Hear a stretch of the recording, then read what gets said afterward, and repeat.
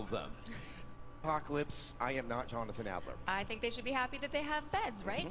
Me about their sleeping arrangements. Yo, what's up everyone? OJ over here from PlayerEssence, and welcome to my live stream, my co-live stream of Bethesda's press conference. Not to interrupt these two fine individuals right here, Morgan Webb and Adam Sessler, but I just want to say hi to everyone. I'm going to be quiet most of the time, just so you guys can watch the show, but I will talk over these two for right now. But it's about to start up here pretty soon. We got about 3 minutes. I'm actually getting really hyped myself. I know I said that I wasn't super hyped for the show beforehand, but man, you know what? I'm actually starting to get really hyped now, so it's gonna be interesting.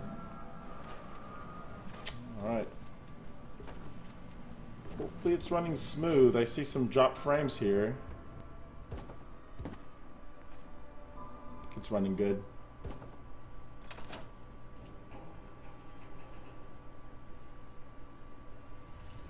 But Grandma, we...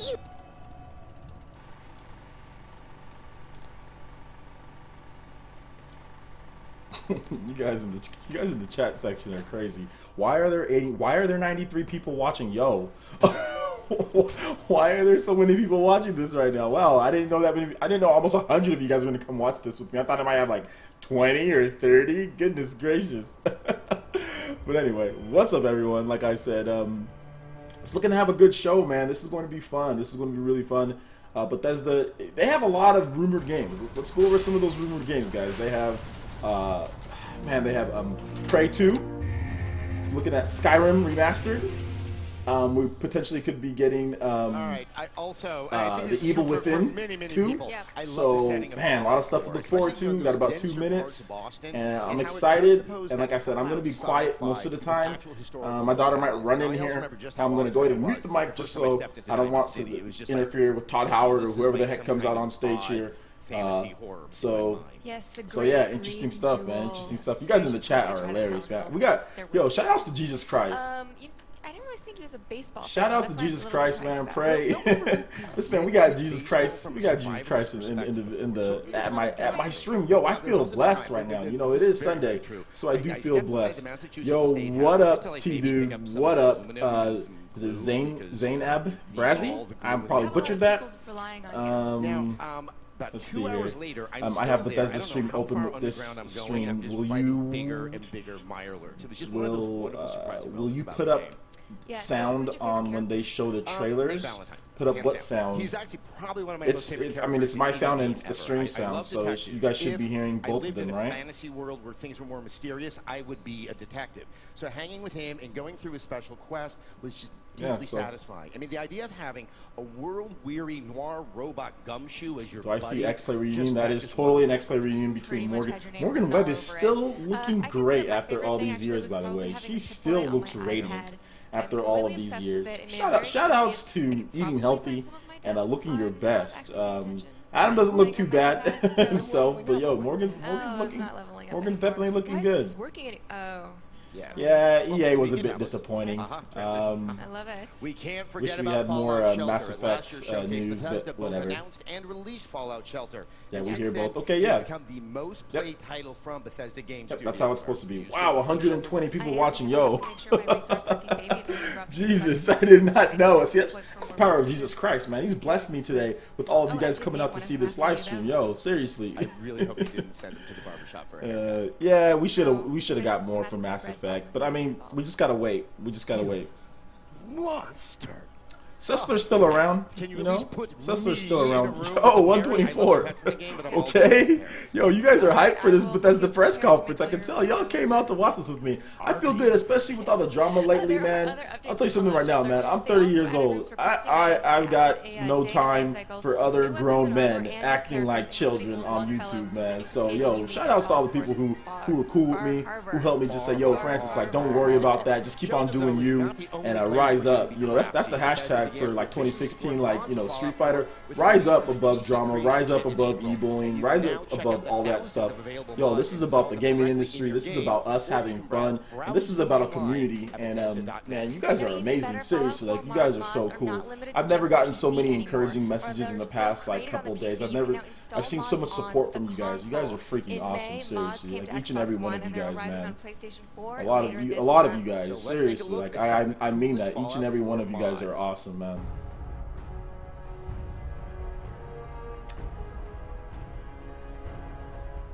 I'm gonna bring the... Man, I can't believe so many people. This is like the most I've ever had on a live stream, period. Like, this is my biggest live stream ever. This is easily my biggest live stream ever. I'm definitely gonna do this more now. I didn't know so many of you guys would be interested in watching this with me. Like I said, I thought I was gonna have like maybe 20, 30 people for this. But like I said, during the actual you know, stream, I'll be quiet. So once they actually start, I will not be talking much or at all, really. I might even mute my mic at times. Oh, but seriously, man, you guys really are amazing. I really do appreciate you guys, man. You know, to be fair, that really just scratches the surface of what's available out there as a mod. Exactly, man. Exactly. Turn the other cheek, man. Just like I said, the motto for me in 2016 actually was last year too, was rise up above drama, rise up above drama queens, because you know, like you don't know who on this YouTube, like you can be so cool with someone, and the minute they feel threatened, the minute they feel like, you know, something, without even notice, they will stab you in the back. They will just cut you down or try to cut you down in a second. You're like blindsided. I didn't even know what was going on. So yo, you know, shout outs, man. Shout outs, Tridon, man. I love the rune challenges. I know you are still working on some of those. Yes, that Rich and Richer challenge. With the rocket launcher. We got some of these comments here. 3 o'clock in the morning in the UK, and I'm still hyped. Yo, Natasha, thanks for coming out. 3 o'clock in the morning. That's some dedication, seriously. What's up, Nintendo Examiner? Game Explained did a 6-minute analysis on one picture. Can't wait for the next Zelda. It may be the most ambitious Zelda since Ocarina of Time. That's what they were saying, that it was going to be a really ambitious Zelda game. I just want to announce to all of you guys too right here before Bethesda gets started with their conference, because like I said, this is just them talking the pre-show. PE Arena, I've got some big things with that. PE Arena is definitely going free. You guys will get more details why it's going free. It's not going to be as in-depth as it was before with the rankings and all that and all the organization, but we still are going to have multiple games live streamed each night, but it's going to be open to each and every one of you guys. And I have a video preparing why it's doing that, and some other stuff, some unfortunate news that's in the media and all that. So yeah, just look forward to PE game nights basically come back, PE Arena basically come back, and if anybody who wants to donate, y'all can donate to it. If not, that's cool. I'll be having signups for people to play each night for Splatoon, Mario Kart, Smash Bros, Uncharted, and more games. So pretty cool stuff. Film noir adventure with demons. However, I am actually sad to report Fedora's not part of Snap Map. I was disappointed too. One person told me to shut up. All right, I'm sorry. But if that's not enough for you, there is, of course, competitive multiplayer. Yes, and you know, the thing I love about competitive multiplayer is it really is a throwback to, you know, when I started out, you know, back in the Tech TV days, you know, there was the Quake 3, that kind of classic way of competitive multiplayer. But then when you add in the ability to spawn in as a demon with the demon powers, that's where it also has this contemporary feel, and that really has a really interesting effect on the flow of the matches and how the focus shifts during the course of them. Yeah. Now, Doom and Fallout 4 are just some of the Bethesda games we're playing. And Morgan, yes, I do understand. Are you going to play any PC games? Maybe. Legends, which is the strategy card game based in the Elder Scrolls universe that Bethesda first announced at last year's showcase and is currently in closed beta. It is. So back in late April at PAX East, Bethesda announced the game was in closed beta. I am not ashamed to admit that I was able to snag myself an invite. Aren't you the lucky one? Let's play Mario Kart and Smash Bros. We will. will. That everyone has agreed not to utter a word about their experiences, but you know, it's just you and me right here. So how about you just tell me how it is? You're just gonna have to see for yourself. If you can get an invite, I recommend batting your eyelashes. Like this, please. It's not gonna work. Hope is not lost, however. There is a video of the game in action. Roll tape!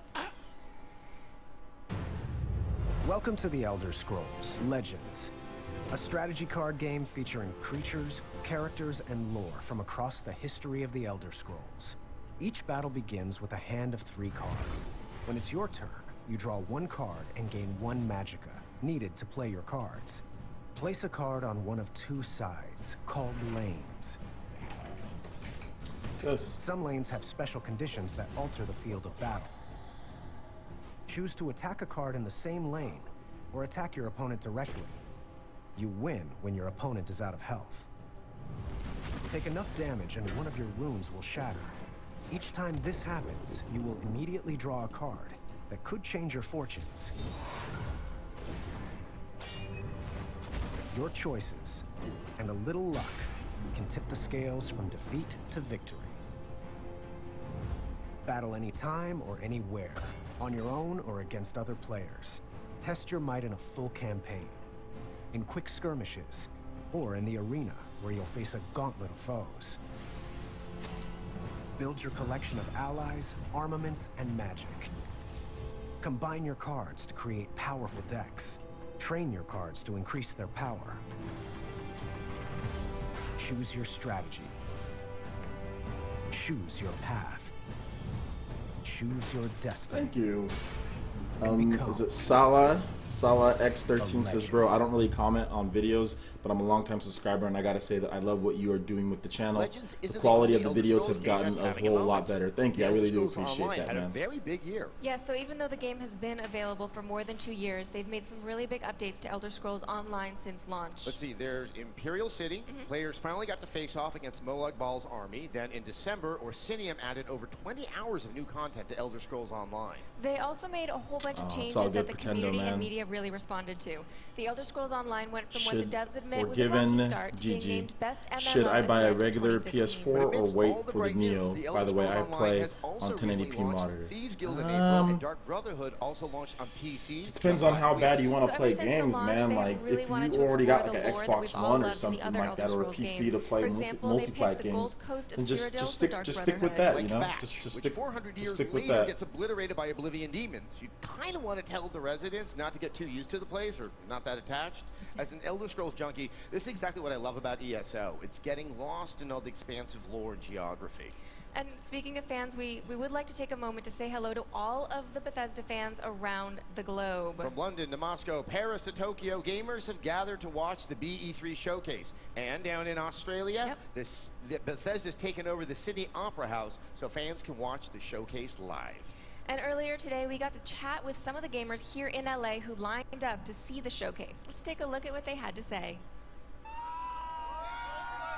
All right, here we are. It's a few hours before the start of BE3, but people have been lining up here since, I believe, 7 o'clock in the morning. I know. This is a dedicated fan base. They know that the closer they are to the front of the line, the better seat that they're going to get inside the showcase, and that is a big motivator, I know, for people to get here early, get their seat right in the front of the theater. Exactly. One big screen, front row. It's exciting, but let's better understand some of the hardest core Bethesda fans.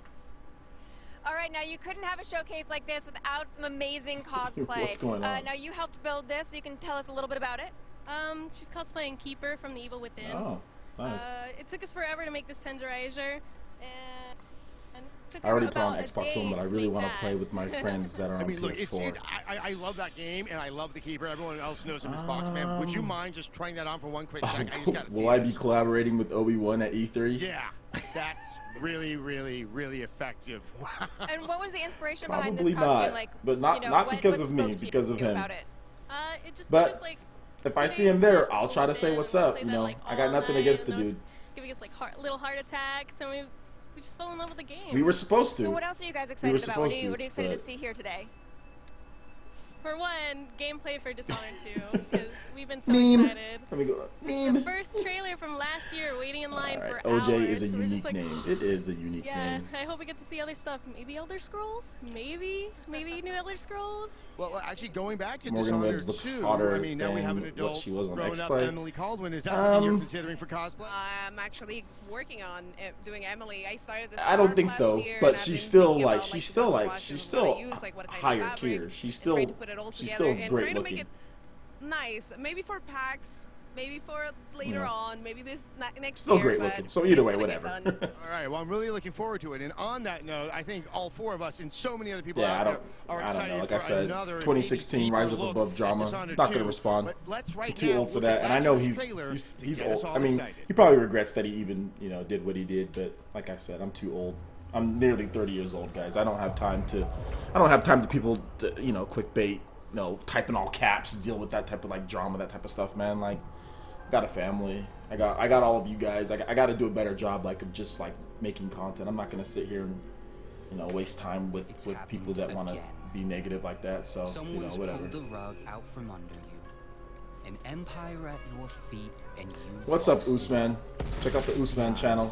Did you really deserve? Oh, what we got here? Dishonored 2? More important, Yeah, we got some Dishonored 2 right here. To get it back.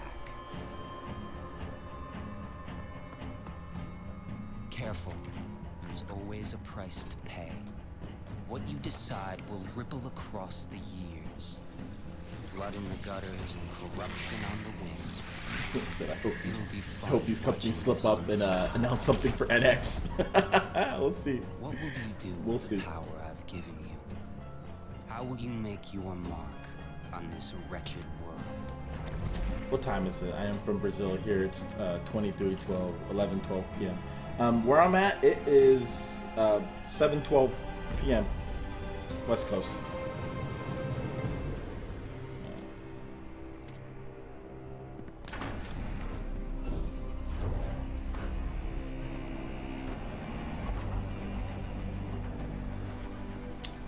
This is looking pretty nice here. Oh, sorry.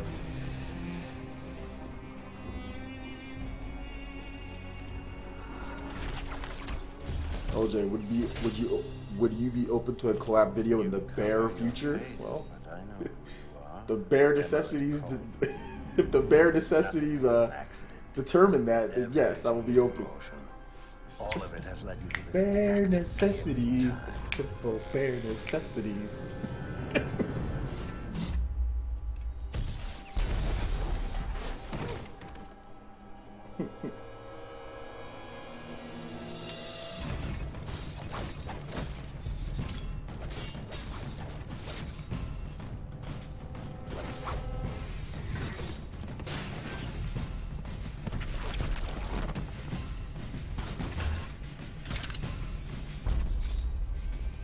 Yeah, these ones are gonna pump for Microsoft and Sony. I knew what you were saying. Would I be open to a collab? I was just joking. Yeah, sure.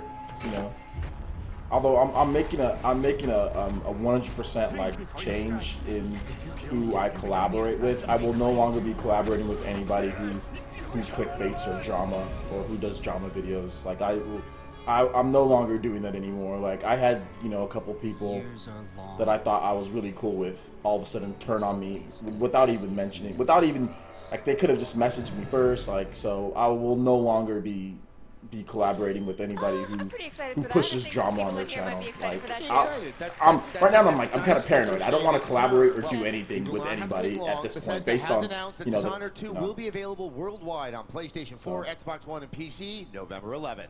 Now you play as either November 11th for Dishonored 2. Just saw in the video and who looks super awesome and who I am going to play as, or Corvo Atano, who is also pretty awesome, but I am playing as Emily. Well, both characters are fully voiced, and they bring a different perspective and play style depending on which one you play. So, you know, there's a good reason to maybe play both. I guess. They do have different... Sorry. They do have oh no, Usman, yeah, we're cool, dude. If you played the first game, you're we're cool. We're cool. Not they are going to be significantly upgraded. Emily's are actually all new, so as always, there are going to be tons and tons of ways to play the game. But I do want to make a note of the location that we saw in the trailer. We're cool, man. We're cool. I mean, we're cool, Usman. I mean, I'm cool with everybody else. But I'm just saying, like, you know, it's just got me a little paranoid because I mean, I had people that I was fine with one day, and then just bam out of nowhere, like they could have just contacted me or something. So I mean, like, I don't know. I'm just a little paranoid with collaborations at this point. But I mean, we're good, Usman. We're good. Just give me a couple days. We'll be all right, bro. We're going to be going really, really high, be up in the clouds, getting vertigo, and that's how we're going to be doing the sneaking around. At least Emily will be when I play as her. Okay, you're going to play as Emily. Can't hear you over the actual stream. I'm sorry. Let me see if I can lower the volume just a little bit. Baby rats, yes. Yes, there are significantly less rats in Dishonored 2, unless you use Corvo's Devouring Swarm, because then you're going to have some rats there. Right. Although, I don't know, the rats seem to be a little bit more pleasurable next to the blood flies. Karnaka seems to be filled with blood flies. That sounds so friendly and warm and cuddly. They're kind of cute. But we both have a significant amount of...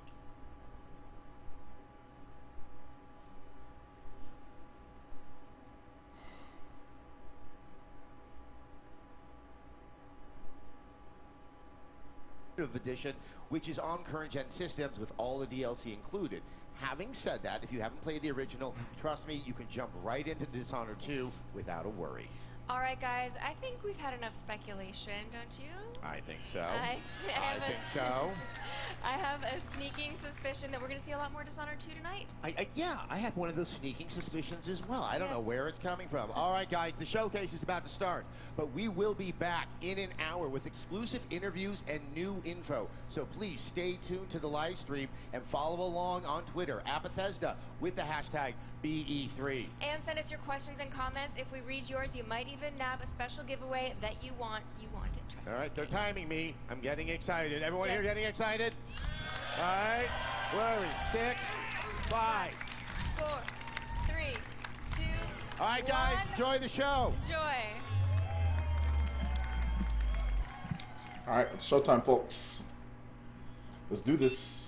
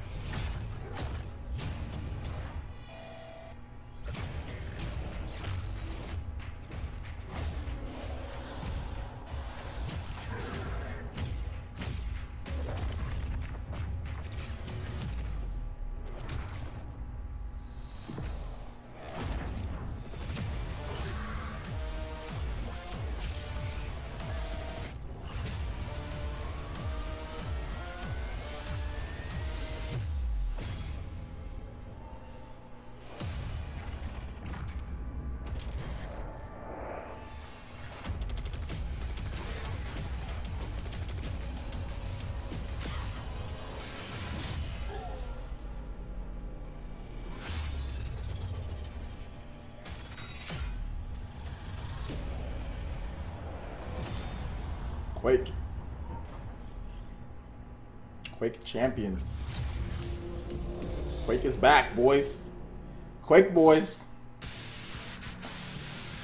Ladies and gentlemen, Quake boys. Welcome Studio Director of id Software, Tim Willits. Am I going to E3? Yes, I'm going to E3.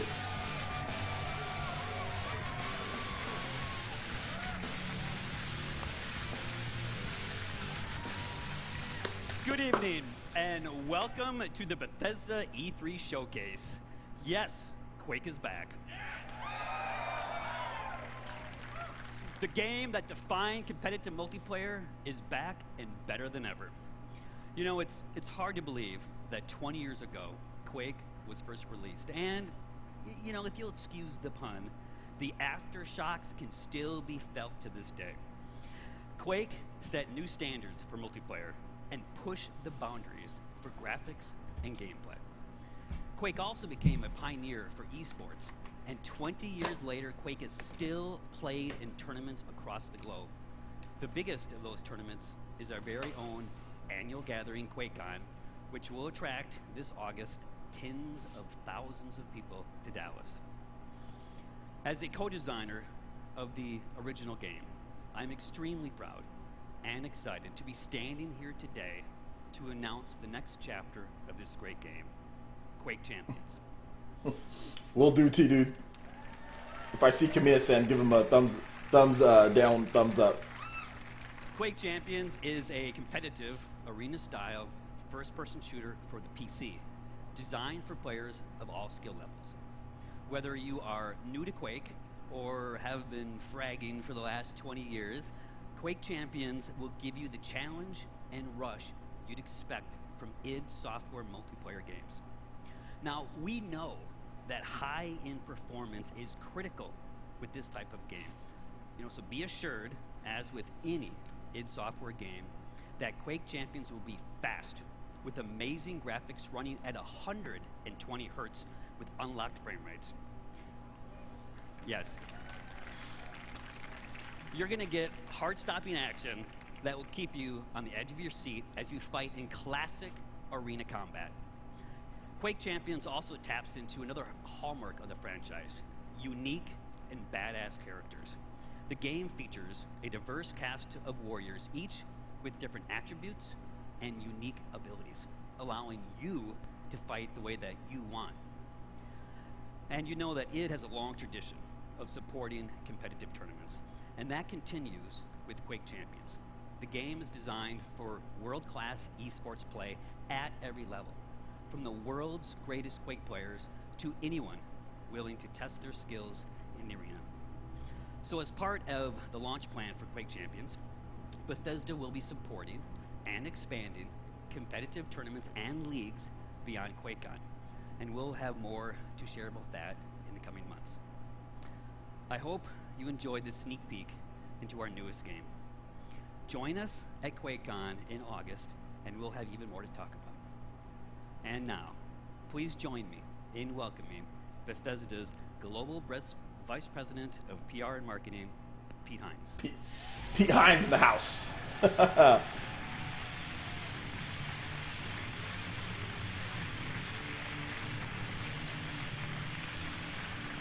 Thank you.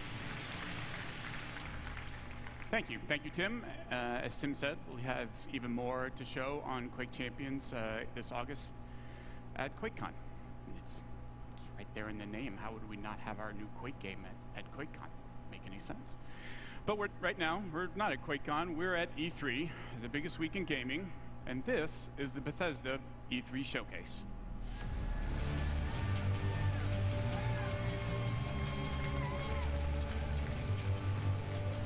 So welcome to everyone here with me and to the millions of you watching online around the world. Thank you for joining us.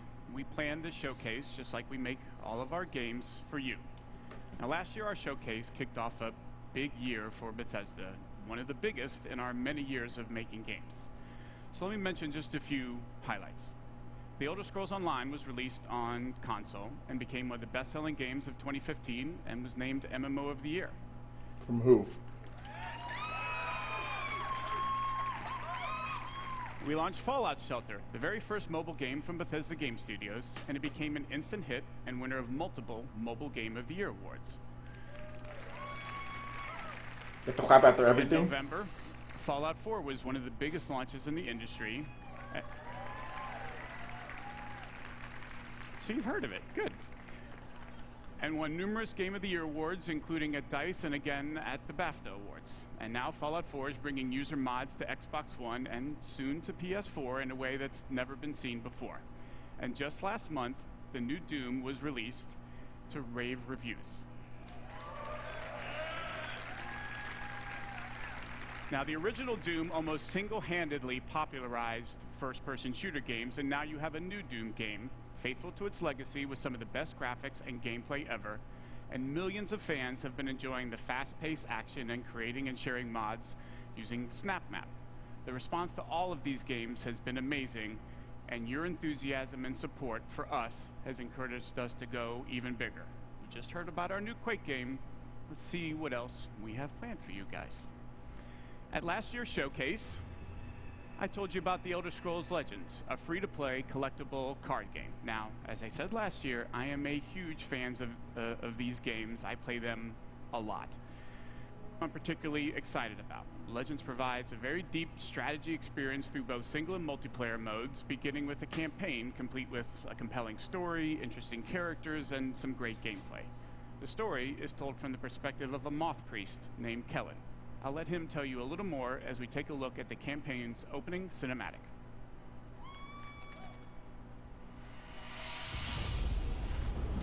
How are you guys liking the show so far? It's not bad, right?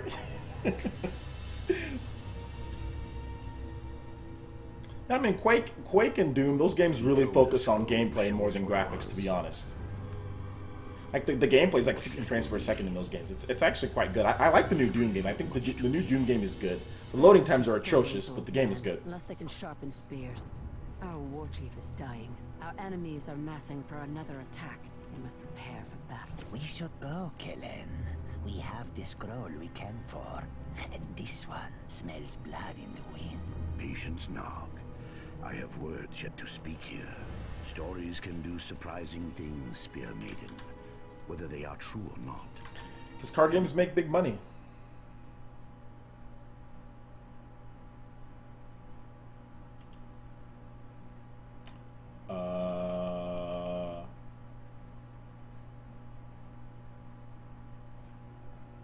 I swear that's not me. Is it me? Okay, we back, boys. I was like, I hope that's not me. We back, boys. The Emperor fled north, leaving Cyrodiil to the invaders. Oh, the industry's not only about graphics, guys. A forgotten hero. It's not only about graphics. Who changed the very course of history.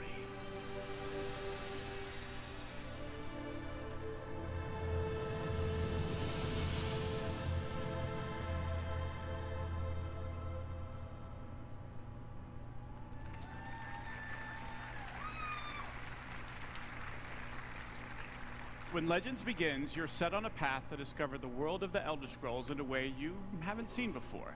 The choices you make define your approach and unlock all the depth the game has. Did you guys see that Legend of Zelda, the lanyards for E3? People are saying that there's a female Link and a male Link. Decisions that change the cards they want to improve or add to their decks. Nintendo should make a card game. Single-player campaign, as well as multiple ways to play against the AI or other players in both battle and arena modes. Now, we began public beta testing in April, and so far the feedback from the people who have been playing has been terrific.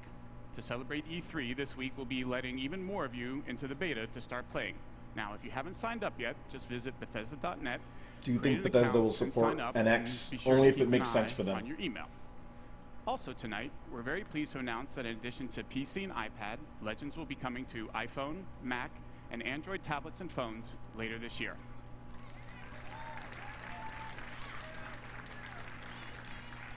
As I said, I'm very excited about Legends as it brings together an award-winning franchise that I love and a new genre, and whether you're a veteran strategy card fan or have never played a game before, it's a game we think you'll all really enjoy.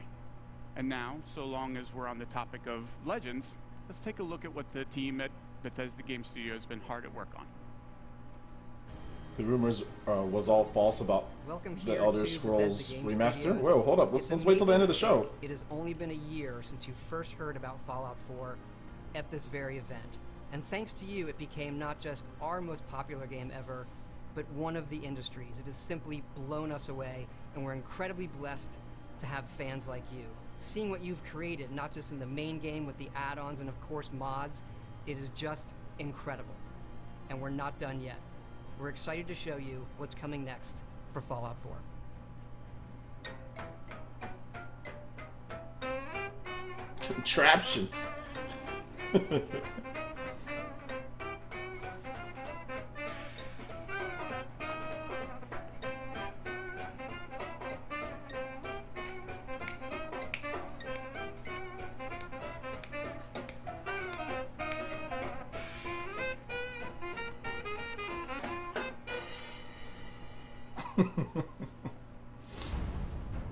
Uno, the video game. Uno! I Uno you!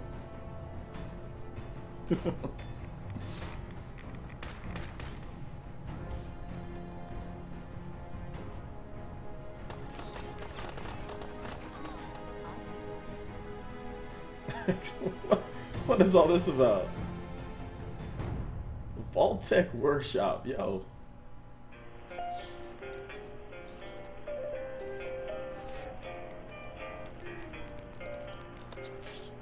Rad Roach.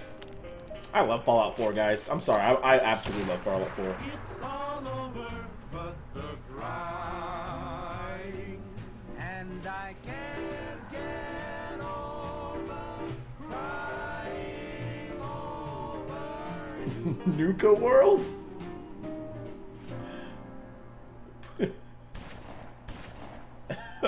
Yo, Bethesda's crazy. Of course, we didn't just announce Fallout 4 last year. We also announced and released Fallout Shelter, which over 50 million of you have downloaded and played. We have a really big update coming out. Take a look. 50 million? Jesus.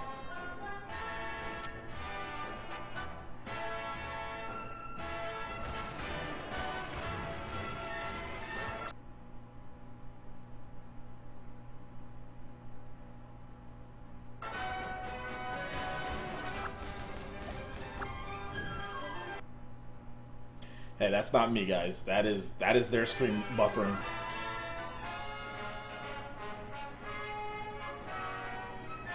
Ooh, coming to PC. That's good. Now I'll actually play it. As excited as we are about all of the stuff coming to Fallout, we want to thank you again, not just for your support over the last year, but your support of our whole studio really over the last 20 years. There is something else, though, that you've been asking us about, and yes, we've been working on it. Oh, baby!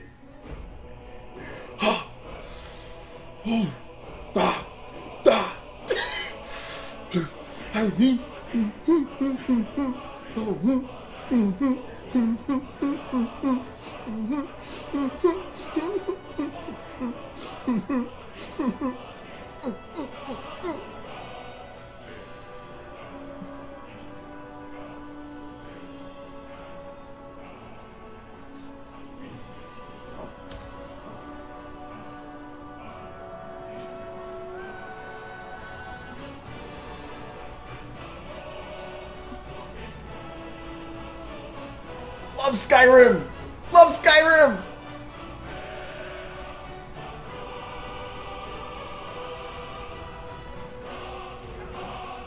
Mods! Yes! Yes! Thank you. I'll be buying that. Let's go! Ladies and gentlemen, let's go! Please welcome the president and co-creative That's director of Arcane Studios. Hey guys, that's the first Beyond V3. You know, like Todd Howard, that's the first. Yeah! That's the first Beyond V3. Yeah! Count your Beyonds, man. Count your Beyonds. Hi everyone, I'm very excited to be here tonight on behalf of Arcane Studios, the makers of Dishonored. Our passion is for a very specific kind of game, first-person immersive games. Our games blend narration and simulation in a way that makes every player's experience different, where players can improvise, choices have consequence. Our games encourage people to try different playstyles so that players are free to play their own way. In 2012, we released Dishonored. We were thrilled that the game was so well received by the gamers and the critics all around the world. That was one of the best feelings for us developers. After that launch, my friend and co-director Harvey Smith took the lead on Dishonored 2, so he went to France in Lyon and worked with the team over there. Meanwhile, I have been busy in Austin working on something else with the team in Austin. And tonight I have a surprise for you. I'm going to reveal what that surprise is in a minute. It's a new game built on the values that are so dear to Arcane. It's another first-person immersive game set in a dangerous universe. Only this time we've added a psychological thrill. Prey 2? Here is the world's first look at what we've been up to. Good morning, Morgan. Today is Monday, March 15th, 2032. You have a 9 a.m. appointment with Alex in his office. There is no duration set for this meeting. There is a 3 p.m. meeting in TranStar Conference Room A to greenlight research and development plans. Please confirm your attendance prior to arrival. The most recent test results from this... Guys, the conference isn't over yet. Let's stop rating it before we even know the full conference. Good morning, Morgan. Today is Monday, March 15th, 2032. You have a 9 a.m. appointment with Alex in his office. There is no... Good morning, Morgan. Today is Monday, March 15th, 2032. Good morning, Morgan. Looks like we have some tests to run through today.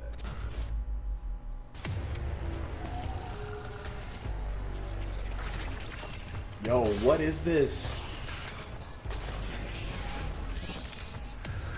Oh my god, this game looks crazy.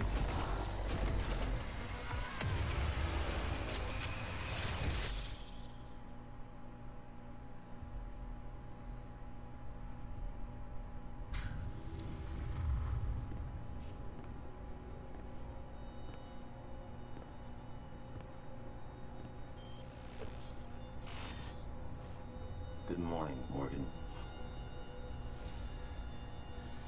You're not going to like what I have to say next.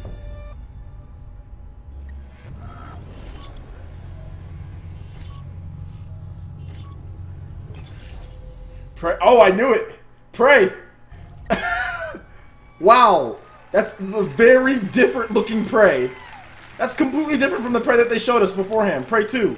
In Prey, you awaken aboard Talos 1, a very special space station. It is year 2032. You are the key subject of an experiment meant to alter humanity forever.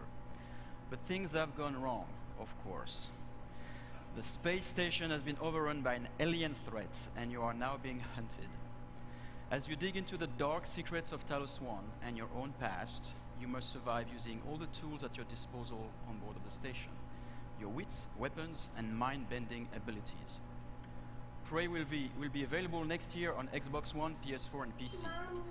We'll have more to show at the QuakeCon, so be sure to join us there. Thank you. Wow, what a reveal of the game. That was actually really good. I'm Marty Stratton, executive producer of Doom at id Software. Last month, we had the privilege of releasing one of the most iconic titles in our industry to fans. Yeah, it's definitely a reboot. We challenged ourselves to ensure Doom lived up to its incredible legacy, and we thank you, our fans, for making the Doom launch such a tremendous success. It's been amazing to watch and hear from the millions of players enjoying the many aspects of the game. Doom is a good game. From those of you gunning for the perfect run through the campaign, to others constantly testing their skills in multiplayer, you continue to inspire our team. Last year, we told you we wanted to put the power of creation in the hands of every player through Doom SnapMap, allowing for an endless stream of new gameplay. And in the coming months, we're excited to be supporting Doom SnapMap with free updates and even more ways to play. We'll be delivering new construction modules, including hell visual themes, as well as new props, objects, weapons, and items. While creators can look forward to new logic options and functionality, like the ability to create true single-player experiences with features like the popular weapon wheel found in the campaign. And again, throughout the year, every SnapMap feature and update is free for every player. For multiplayer, next month we'll release 2 new modes, including a uniquely Doom variant of One Flag CTF called Exodus, as well as an all-new multi-zone capture and hold mode called Sector. Later this summer, we'll turn up the heat with the release of 3 free-for-all modes, including Classic Deathmatch. These modes will be free to all players and playable on any existing or future maps. Also next month, fans can look forward to our first premium Doom DLC pack, Unto the Evil. The first DLC pack includes 3 new multiplayer maps, Offering, Cataclysm, and Ritual. A new playable demon called the Harvester, a new gun, equipment item, armor sets, taunts, and more. With just a month past since our launch, we hope you've only scratched the surface of fun we packed into the game, and we can't wait to give you even more ways to compete, create, play, and fight like hell. Thank you. Good stuff, man. Doom's a good game. I'll probably say the remaster will cost $40. That's what I would say. Wow, ton of great stuff there for everyone that's enjoying Doom, and again, we thank you, the fans, for making it such a hit.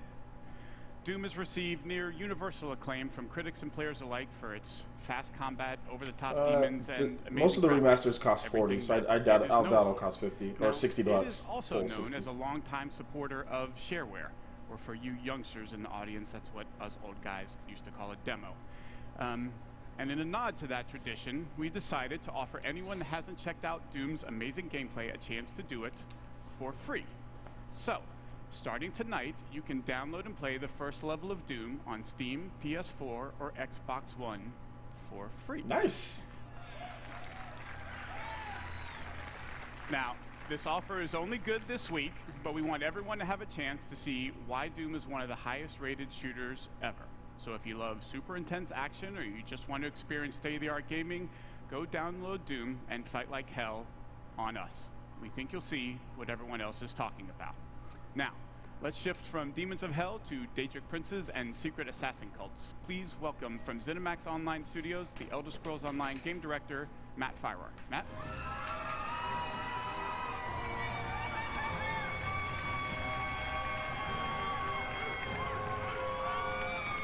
Thanks, everyone. Good evening. This week is the one-year anniversary of the launch of The Elder Scrolls Online on Xbox One and PlayStation 4. Because we were launching the game this time last year, I was a little busy and I wasn't able to be here in person, but I made sure I was here this year to tell everyone what's been happening with The Elder Scrolls Online. From the console launch last June to the release of 3 critically acclaimed DLC game packs during the year, all of us at ZeniMax Online have been really, really busy. But before I go any further, I want to take a moment and thank all of our fans for your support, your enthusiasm, and your feedback. We take it really seriously, and we continue to work to improve the game. And based on the response, you like the changes.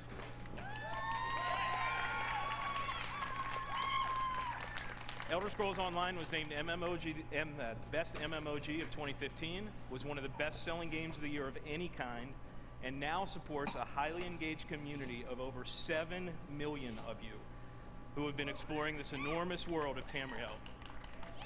Let's take a look at some of the highlights from the Elder Scrolls Online from launch onward.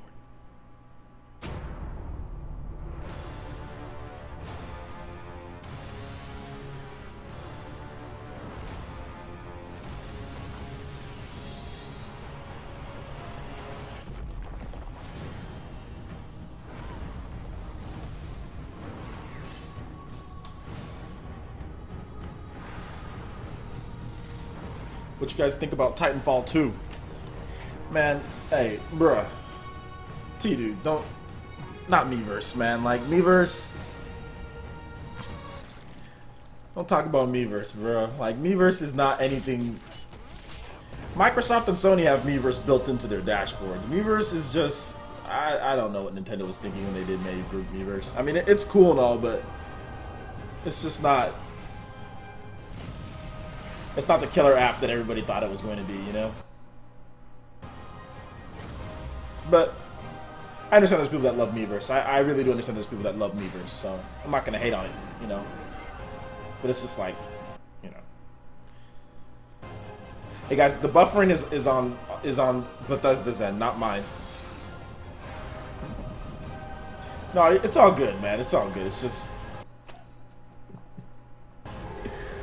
Miiverse is, you know, Nintendo. Now, if Nintendo integrated Miiverse into the dashboard like PS4 and Xbox One, then that's something good, you know.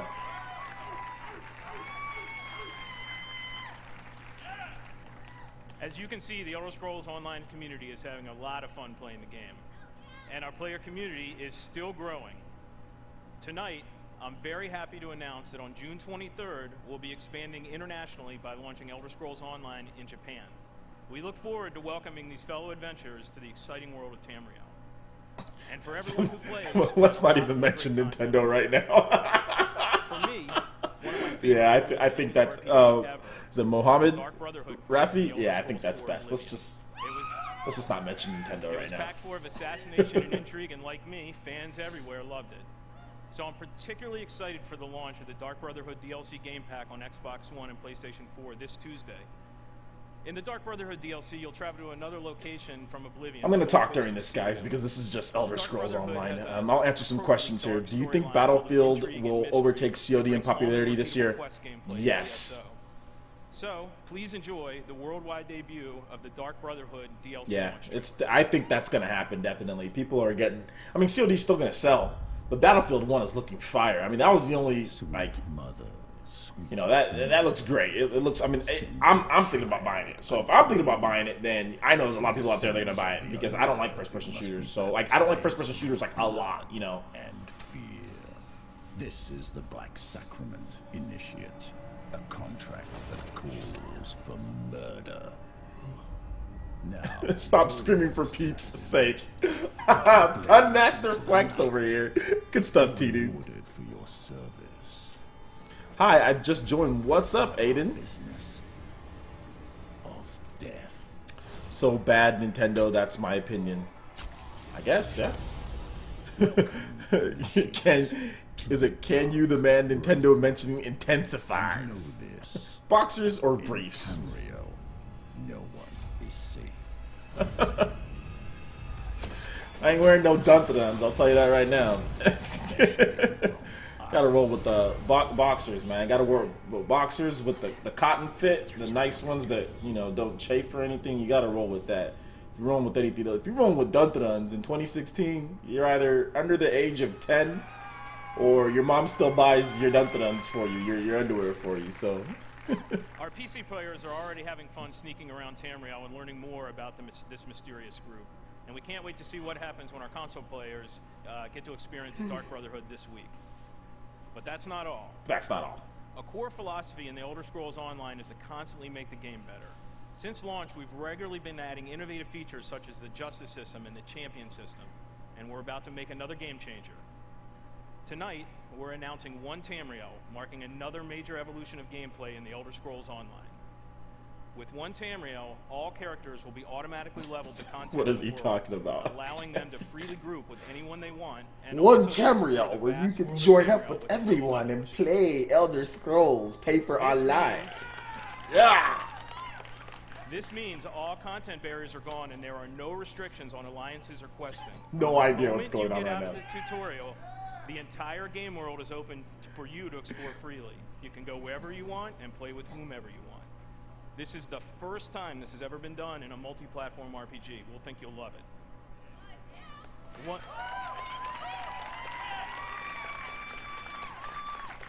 One Tamriel will be coming to the Elder Scrolls Online this fall. In closing, I want to thank the awesome Elder Scrolls Online community for your support. We never take it for granted. We work hard every day to make your Elder Scrolls Online experience the awesome adventure you want and deserve. Thanks, everyone. Sorry, I can't speak George Lucas. Thank you, Matt. Well done. Oh, my God. Now, we want you to get as much as possible out of this year's showcase. So, this year, after we're done here in the hangar, we're just going to keep the showcase going. Now, for those of you watching at home, our pre-show hosts, Adam Sessler and Morgan Webb, will be back to take over the stream, and they'll bring you exclusive interviews and more information about all the games that we're talking about here tonight. Here in Los Angeles, we've built an interactive space over on the other side of the lot where you have a chance to learn more about our games, play some of them, and meet some of our developers. Over there, there is also food, drink, and to make sure it's a real party, we have arranged a special performance by Blink-182, who will drop their new album. Did you like the makeover turning in Mass Effect Andrew or whatever? Mass Effect 4. I'm just going to call it Mass Effect 4. Now we have another treat for you over there as well. A chance to experience the latest in virtual reality from Bethesda. Ooh. Weren't expecting that, were you? Now, the first time anyone experienced modern VR was at E3 2012, and if you were there and lucky enough, you may remember getting to play Doom 3 BFG in our booth. Now, at the time, we had solved some of the toughest technology my bad VR impersonation. VR, and people were amazed. Since then, we've quietly continued our pioneering work in VR, and tonight, we want you to see and experience what you feel when you put on a headset and play the latest AAA games in the industry.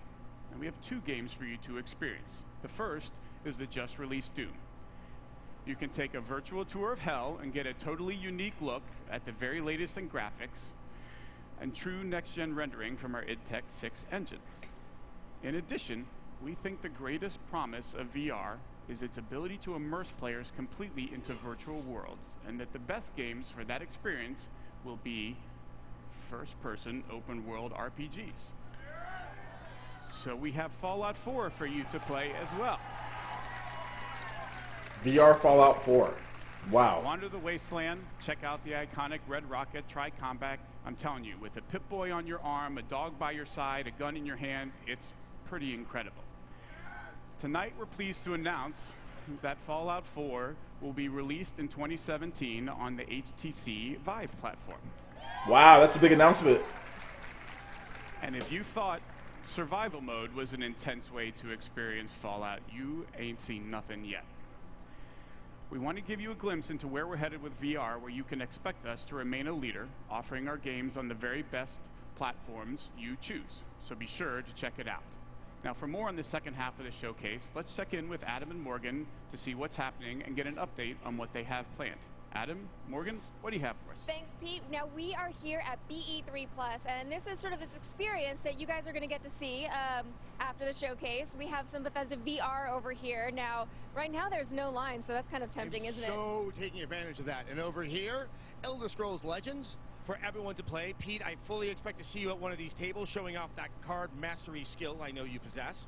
Now, in here, Adam and I are actually going to be interviewing some of the developers that you guys just saw their games on stage, so we're going to have a lot more information for you. So everybody on the stream needs to stay tuned for that after the showcase. Lots of good info, but for the moment, let's go. Fallout 4 with those frame rates is gonna hurt people's eyes. Yikes. Thank you, Adam and Morgan. We will see you guys in well, a few console minutes, frame rates, you we are know, not if you play the going game on anywhere just PC. yet, because there is one more thing that we think you are going to want to see. The gamepad is a announced that gimmick. A sequel to Dishonored was in development, marking a new chapter to the Game of the Year from Arcane Studios. We shared a few tidbits about the sequel, but for the most part, you could say we've been in stealth mode. Until now. Sorry, I couldn't help myself. Dishonored 2 is going to be a very special game, one that lives up to its celebrated legacy and then goes way beyond. To tell you more, please join me in welcoming the creative director of Dishonored 2, Harvey Smith. Nintendo fans are against VR until Nintendo does VR. If Nintendo makes an amazing Legend of Zelda game and there's VR, all of a sudden Nintendo fans' ideas of VR will be completely changed. Hi everybody. In Dishonored, you play a supernatural assassin in a steampunk city. The game blends combat, stealth, and mobility, giving you many different pathways and approaches. When the original Dishonored was released in 2012, you embraced the game and made it your own. You discovered moves and combinations of powers that we didn't even imagine. We were thrilled by your passion for Dishonored, and we were humbled by the success of the game, which won more than 100 Game of the Year awards. At last year's E3, we announced Dishonored 2. So tonight, here with all of you for the first time, we're going to show you the game. Sweet.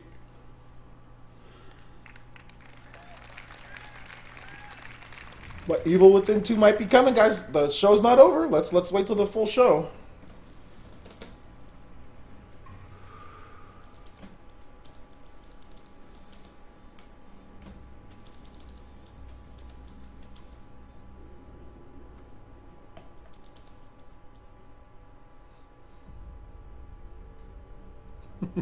Imagine looking at Sia in V. Never mind. Hey, yo, that would be nice. Empire of the Isles, a rich Victorian-inspired fantasy world with a distinct style and an exotic cast of characters.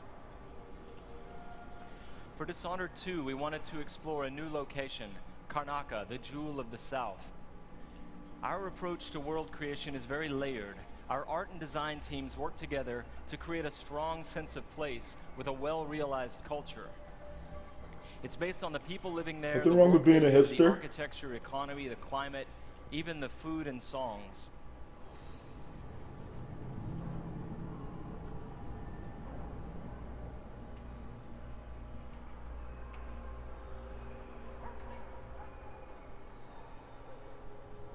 I care about Prey. That Prey reboot looks fire though. You guys gotta admit. What do you guys in the chat? What do you guys think about that Prey reboot? I'm thinking that's looking pretty good. In order to bring Karnaca to life, we've created a custom game engine designed to support our signature art direction and level design.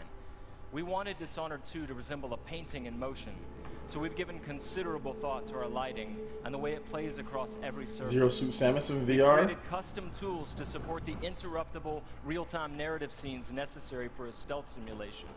And the same is true for our approach to audio, both in terms of atmospherics and stealth gameplay. All of these details make Karnaca more vivid thanks to our new technology, which we call the Void Engine.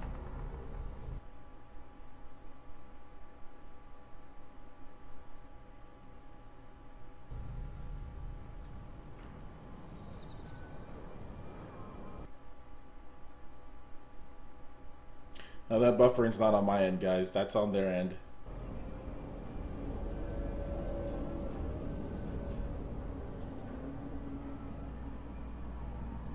Mute me if you don't want me to talk. In crafting spaces for you to explore, we've got several creative goals.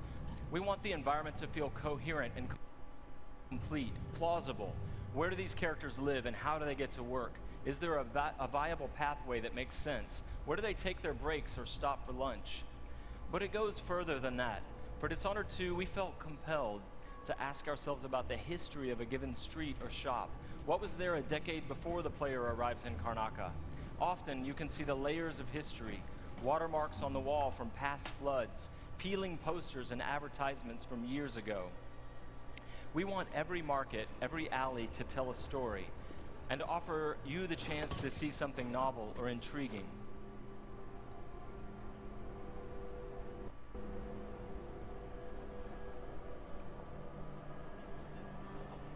Dishonored 2 starts and ends in Dunwall, but most of the action takes place here in Karnaca.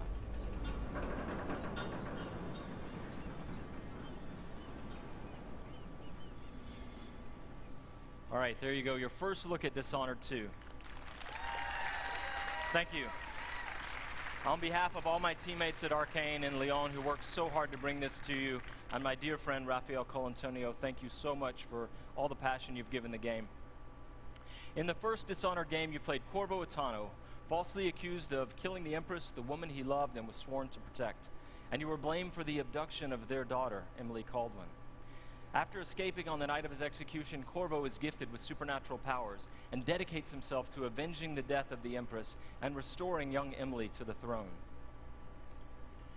As we began to work on Dishonored 2, a single question haunted us. What became of Emily Caldwin? How would her experiences affect her, and what kind of ruler would she become? We envisioned Emily grown up, 25 years of age, and then we began to imagine what she'd be like as a heroic figure, as someone fighting for her life against the forces of deceit. We developed a vision for Emily Caldwin that excited us, and at E3 last year, we shared that vision with the world. Dishonored 2 is set 15 years after the first game. Emily Caldwin rules the Empire, watched over by her father, Corvo Attano.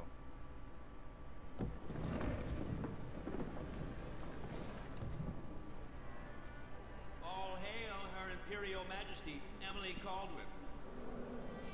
Loyal subjects, we're going through a difficult time, but today we honor my mother, the late Jessamine Caldwin.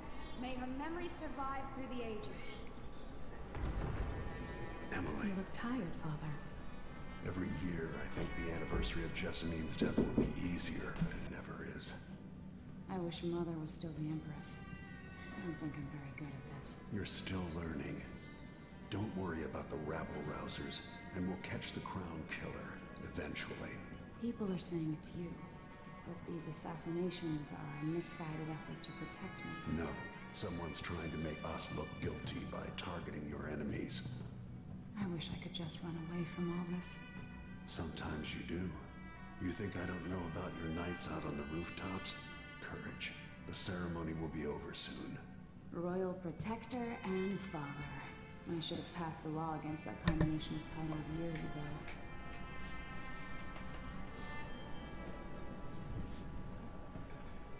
Cello. When an otherworldly usurper seizes the throne, the fate of the Empire is left hanging in the balance. Dishonored 2 offers you the choice of playing as Empress Emily Caldwin or the Royal Protector, Corvo Attano. Emily and Corvo are both fully voiced this time, with their own perspectives and emotional responses to the events transpiring around them. Whoever you choose to play, you've got to flee Dunwall, your home, and travel to Karnaca in order to unravel the threads of a conspiracy and take back what's yours. Gotta get away. I should talk to the captain of that ship.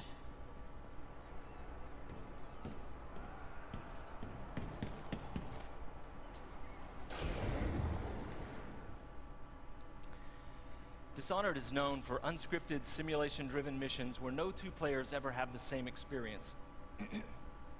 There are many pathways to explore as you penetrate well-defended locations, numerous ways to find and eliminate nefarious targets. In crafting the missions for Dishonored 2, we've put a much greater emphasis on big, interesting themes, either from a gameplay or fictional standpoint, making each mission a wildly unique place to explore. I'll explain a little bit more about that. Today we're going to show you the Dust District, an industrial ruin ravaged by terrible storms that hit at random intervals. They're spending a lot of time on this game. In the Dust District, a militant religious faction called the Overseers is at war with the Howler Gang. The leaders of both factions are trying to take each other down. You can side with the Overseers or the Howlers or neither. There are many ways to complete the mission.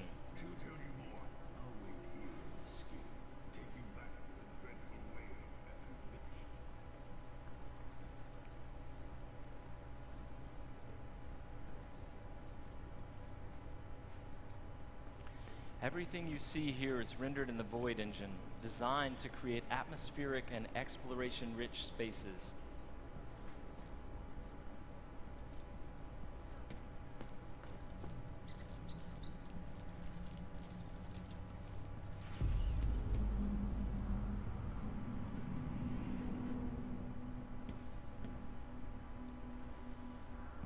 To reach our target, Vice Overseer Byrne, we've got to get past a Grand Guard checkpoint sealed off by a wall of light.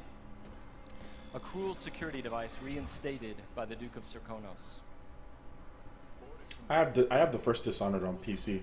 I need to get back into that game. Soldiers blinded by that hallucinogenic powder the Howlers use, then stabbed to death or dragged down by the Abbey's HINES.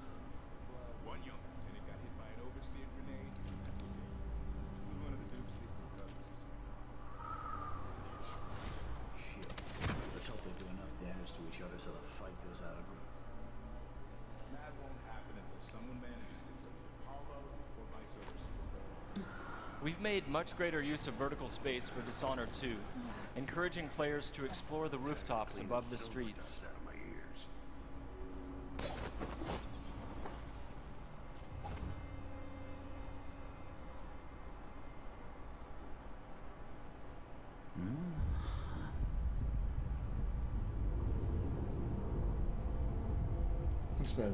I wonder if the Void Agent is scalable on the Nintendo NX.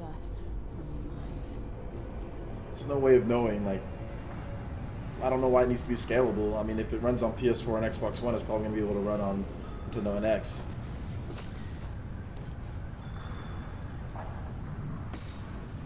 The storm alters visibility for the AI and for the player.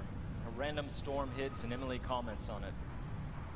Many of the security devices in Dishonored 2 are powered by wind, a unique feature of Karnaca, so here we're switching off the windmill to get through the wall of light.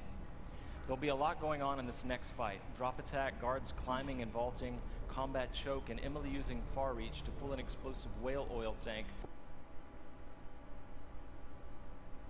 toward her from a distance.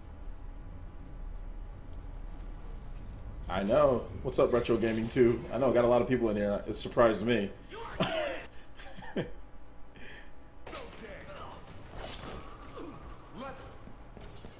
I was like, what? I was only expecting like 20, 30 people. All of a sudden, like, over 100 people show up. And I'm like, okay. Guys, the buffering is, that's Bethesda's. That's not me, the buffering, so. It's all Bethesda.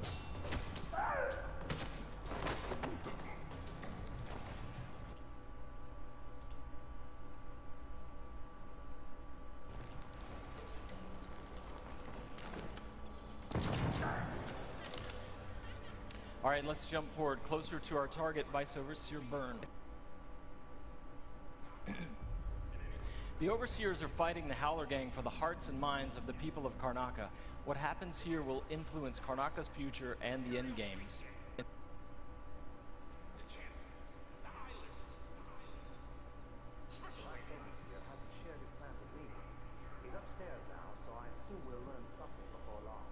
Here we're going to use Emily's Mesmerize power to lull a group of Overseers into a stupor, evading combat altogether. It's looking good so far.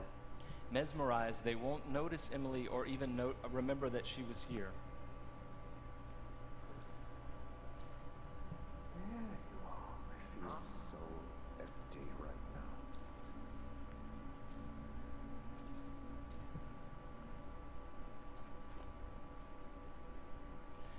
Far Reach can be upgraded not only to pull objects from a distance, but also enemies, so you can finish them off in mid-air.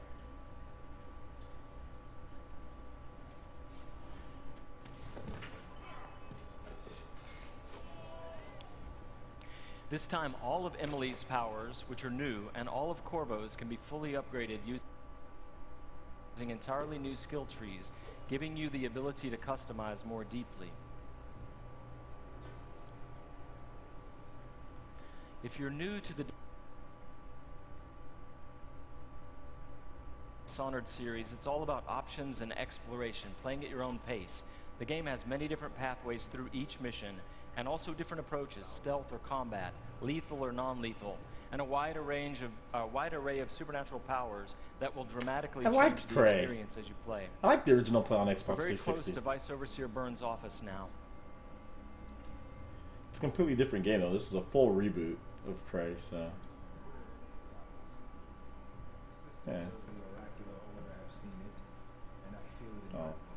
American Tugs doesn't like the new Prey reboot. I thought it looked okay. Byrne is giving a briefing using a projector.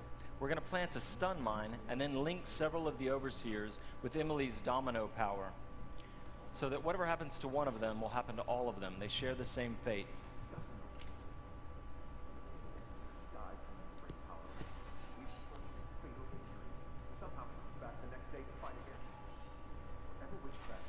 Switching off the projector will attract Vice Overseer Burns' attention, and when the mine affects one Overseer, it will affect all of them.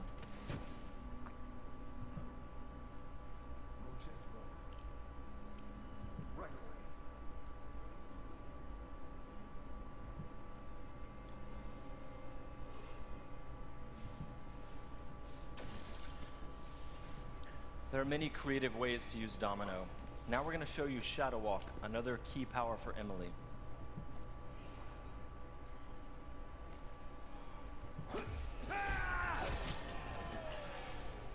Shadow Walk is used for stealth and combat. You saw it in the announced trailer that we made for the game, and you can fully use it in the game. Like all the powers, it can be upgraded in a variety of ways. With Vice Overseer Byrne out of the picture, the leader of the Howlers will owe Emily a favor, and that's just one way to complete the Dust District mission. Before closing today, we want to demonstrate another signature environment from a mission called A Crack in the Slab. It's another example of the missions in Dishonored 2 and how they're built around big, interesting themes. This mission takes place in a ruined manor that's been sealed for several years. At the start, the outsider appears and explains that reality was warped inside this place after an occult event. Your supernatural powers won't work inside the manor, and even time behaves strangely, allowing you to travel back and forth between the ruined present and the past when the manor was lavish and refined.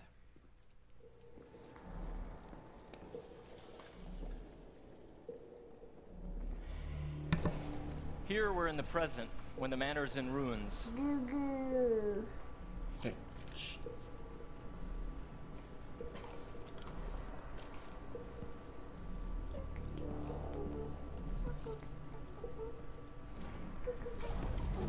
Now we've moved backwards, years into the past, when the manor was still inhabited and guarded.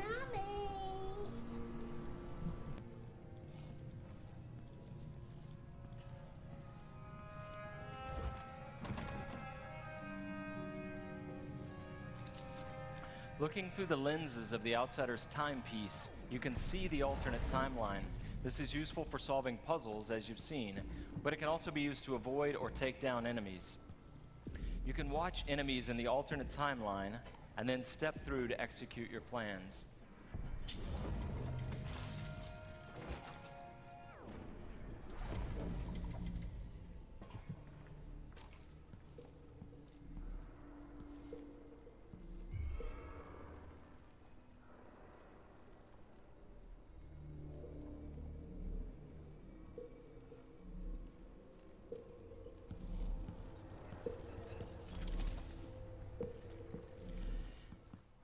We hope you're going to love the game as much as we do. Thank you, thank you. I have to once again give a shout out to my team in France. They've worked so hard and they are so passionate about the game. And the first game, they're really ready for you to get you guys to get your hands on it. And you don't have to wait long. All of you can leave your mark on the Empire of the Isles because Dishonored 2 will release on PlayStation 4, the Xbox One, and PC November 11th, 2016. But before I go, I've got one more thing for you. This is the worldwide launch of the Dishonored 2 gameplay trailer. You're seeing it here first. Good night.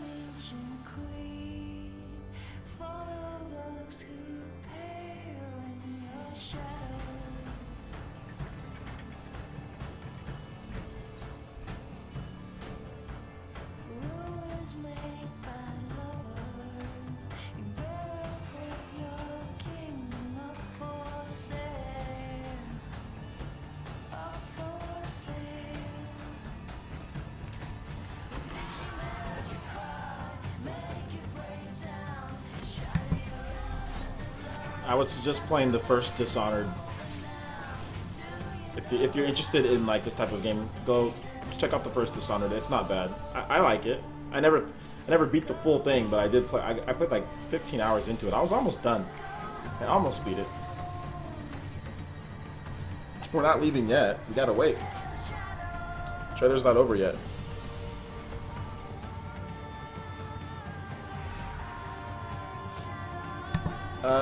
I think I have an Instagram or a Snapchat, one of those two. I'm not sure.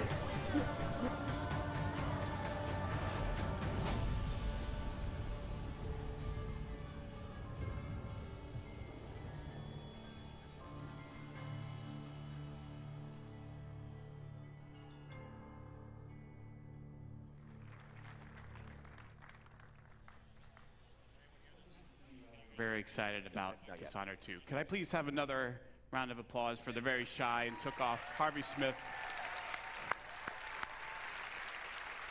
and everyone at Arcane Studios. Those guys are fantastic. They've been working their butts off. Now, one of the things that Dishonored fans have been asking about a lot is whether or not we're going to do a collector's edition. So tonight, I'm happy to confirm that yes, we will be doing a limited number of Dishonored 2 collector's editions. The collector's edition comes with a very cool replica of Corvo's mask as well as Emily's ring, and it'll be available through retailers around the globe, but supplies are limited, and as we saw with Fallout 4 last year, and you know who you are, they go out quickly. So if you want one, I suggest that you pre-order one before they all go away.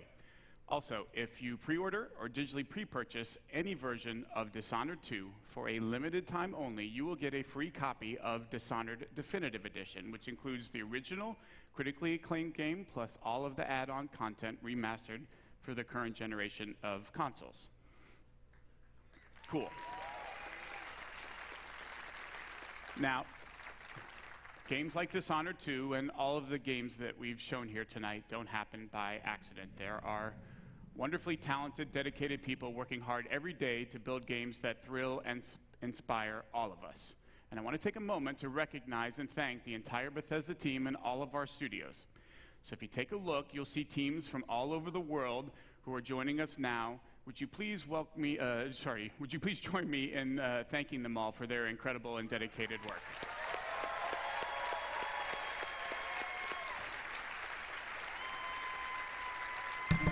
No problem. Thanks for coming out. Is it Tri-Ace or Tri-4-Ace-1? Thanks for coming. So, from Quake Champions to Dishonored 2, from The Elder Scrolls Legends to Prey, plus all of the new content for Doom, The Elder Scrolls Online, Fallout 4, and Fallout Shelter, and the latest in virtual reality gaming, it should be another big year for Bethesda. Now, this has already been a great night, and we want to commemorate this moment and give you guys something special to remember it by. So for all of you here in Los Angeles, when you leave tonight, you'll get a special t-shirt. Commemorating this event and all of the games that we've shown. And for those of you watching the stream at home, Adam and Morgan have t-shirts to give away, so keep watching for a chance to get yours. And that is everything we have to show you from this stage. So if you're here with me in the hangar, you can head over to the other side of the lot. If you're watching online, don't go anywhere. Adam and Morgan are about to take over the second half of the stream for the rest of our showcase. From all of us at Bethesda, thank you all so much for playing our games and joining us. That's it for me. Have a great night. Adam and Morgan, take it away.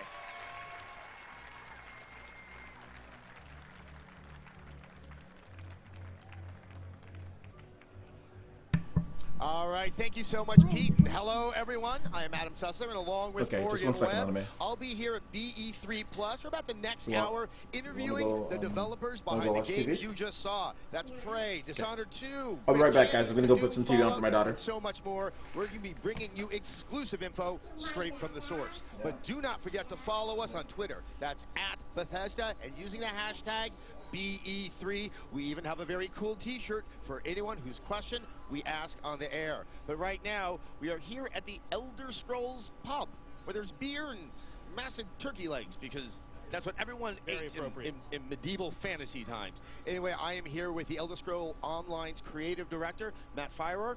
So good to see you.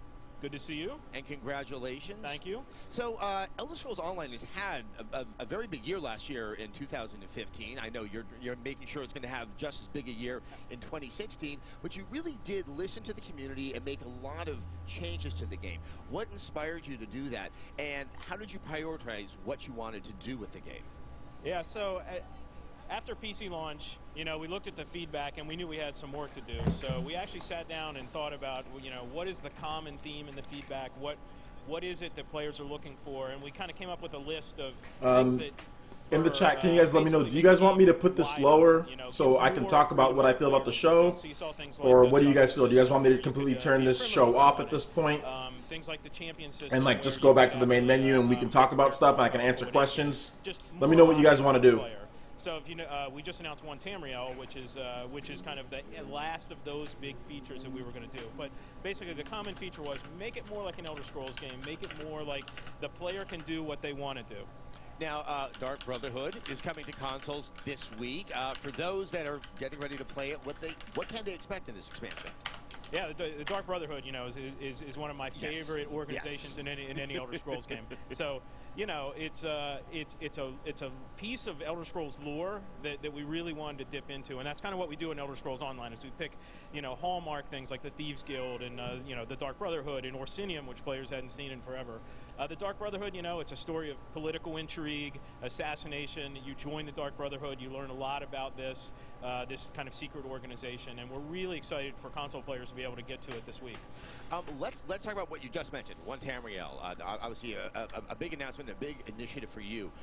Let's get into greater detail about what that means in playing Elder Scrolls Online. Yeah, so you know what it really means is it makes the game much more social, because players are divided right now in the game by level, by alliance, and you know, in the Elder Scrolls kind of way of playing an Elder Scrolls game is it's freedom, and so we really want to give players the freedom to kind of experience the alliance that they wanted, to group with whoever they wanted, and to really just walk across the world in the way that they want to go. And One Tamriel achieves that. It'll be much easier to find a group because anyone can group together. If you're an experienced player and you want to get help a less experienced player, you can do it because you can group together, and it's a very social way to play the game. The part that just kind of fascinates me about it is that's a very dramatic change to the game. I'll just take some questions then. I'm gonna lower the volume on this, dudes. If you guys want to watch actually watch whatever's going on, like with the volume with these two dudes, just you can go to a different stream. Guys, put some questions in the chat, and I'll answer some questions before I go. Players will know we've been doing this for a while now in our DLC, and we've been kind of implementing the system and kind of honing the fine edges in Orsinium and Dark Brotherhood and Thieves Guild.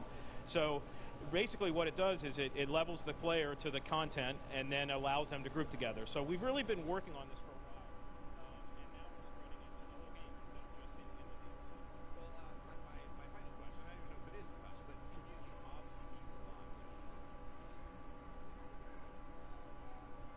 I'm just gonna put the volume down, guys. I'm gonna keep the stream on, but I'm just gonna put the volume down.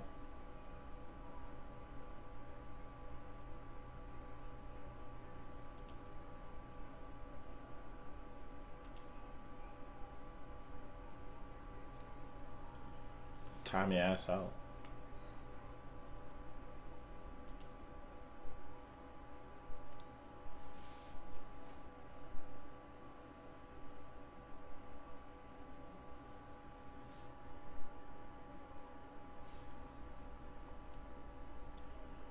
Okay, I had to time out that guy, Zan B. Hattie or whatever. Dude, you need to chill out, bro.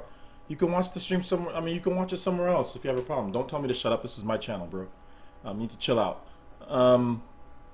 Next, I'll just answer some questions here. Did they say if Skyrim Remastered is coming out this year? I think it's coming out this year. I'm pretty sure it's coming out this year.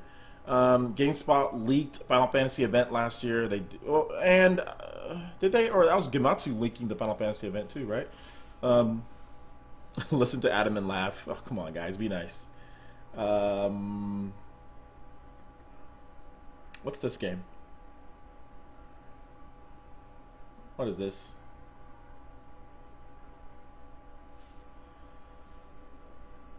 Let's see here. American Tugs. Did you like the Mako and Mass Effect returning because that was gangsta. Yeah, the Mako returning is cool. As long as the Mako, the problem with Mass Effect 1 wasn't necessarily the Mako per se. It was just that the environments, like the Mako was very tough to navigate places. I know they brought back like a hoverboard Mako in Mass Effect 2, and that was completely fine, you know. It just depends on how they design the other elements around it. And like sometimes you want it to get to a place and like the Mako wouldn't be able to get up and you'd like fall down and stuff like that. So just as long as they design the levels great, I think the Mako's fine. But I'm just to let you know, American Tugs, I am a huge, and to anybody else, I am a huge Mass Effect fan. Massive Mass Effect fan. It's like one of my top 3 franchises of all time. Feel sorry for the folks that was camping outside before this conference started. Yeah, it wasn't that great of a conference to be camping outside. My thoughts. I'm giving you guys my thoughts. How many people are inside there? So many. Yeah, there's thousands. There's tens of thousands of people that go to E3. I don't know if there's thousands. There's probably thousands of people there right now. But like E3's getting hyped, getting ready. Let's see. Tom Leek said you want to sort out things with Obi. I already tried to. I messaged him personally. You know, I think his mind is made up. If I see him at E3, I'll get the camera. I'll roll the cameras and I'll be like, "Hey, you want to talk?" And we'll see if he's willing to talk man to man. I doubt it, but we'll see if he is. He's more of an online talk, typing caps type of person. So it's up to him. I mean, like I said, I have no problem with him. He manufactured drama out of nowhere. So, like I said. Right, for me, the main theme for 2016 is rise up from drama. Hashtag rise up from drama. You know, I'm not going to start drama with people. I'm going to do me. I'm nearly 30 years old, guys. I'm way too old for that, like, to be starting petty fights with scrawny, you know, guys over the internet. You know, I'm not, you want to talk to me man to man, talk to me man to man. But otherwise, if you don't, shut up, go do your videos, you know, whatever. Nintendo Examiner, did you find something in E3 to be hyped about, or are you still meh in your other video? I'm still kind of meh, but the rock climbing stuff in you know, in the Legend of Zelda, the leaked artwork is cool, and I'm looking forward to seeing more games, you know, from the other companies. What's up, Nintendo Ultra?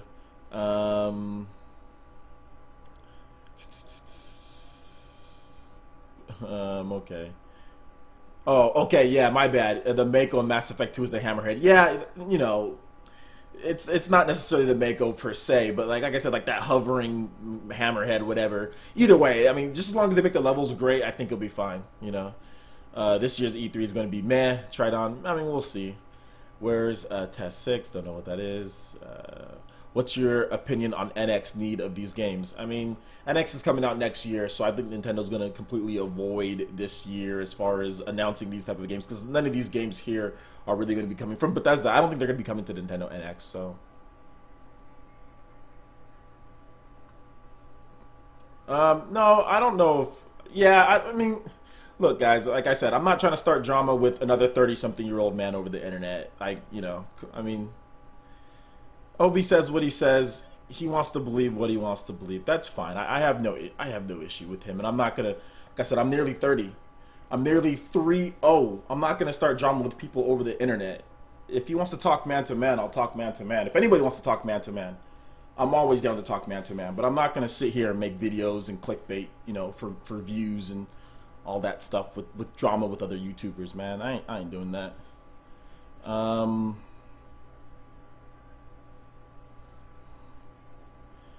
Let's see here. This LOL scrawny. I mean that's what people do. If you're scrawny, the best bet to do is talk online, because you ain't gonna talk to people like that in person. I'll tell you that right now. You know. I'm flexing on him, bro. Flexing on him. I'm joking, by the way, guys. Completely joking.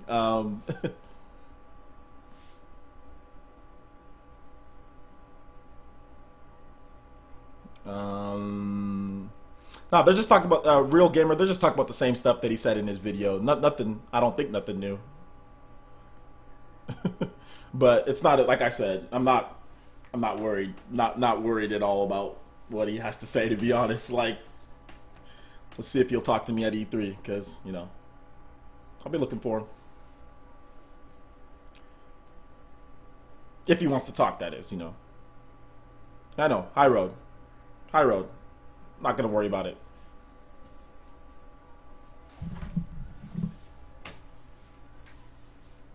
settle it in Smash. She don't want to settle it in Smash. That would be, whew, bust out that Sheik. He'll have problems, huh? Yeah. Yeah. Me too, huh? Cowboy. Yeah, you know, like I said, it doesn't matter the sub count. It matters the content. The content's good. You know, people like my channel, so I'm just gonna keep it that way. So funny, Dada. So Very funny.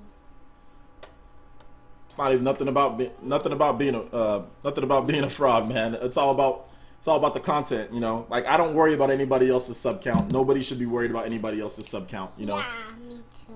Like I mean, if you want to give people props for doing a good job, then that's fine. But I don't care, you know, if somebody gets subs from begging for shout-outs on their camera, or if someone gets subs for however they get subs. I don't care, you know, it's not my deal. All I'm worried about is my content. I'm just worried about my partners as far as what I do. I'm just worried about providing the best content for you guys. I'm not worried about, you know, other people's sub counts. I don't care, you know. Like I don't care what people do. They can do whatever they want. If people want to cheat, people can cheat. I don't give a damn. That doesn't affect me. If people want to, you know, hack, I don't care. Hack. It's not my. It's not my fault. Exactly. It's not. My daughter even knows it. I don't care. You know. Yeah, you're right. I know, huh? It doesn't matter. Like I'm just worried about, you know, about me. You know what I'm doing. Me. The true weapon knowledge. Let's go, Cardi.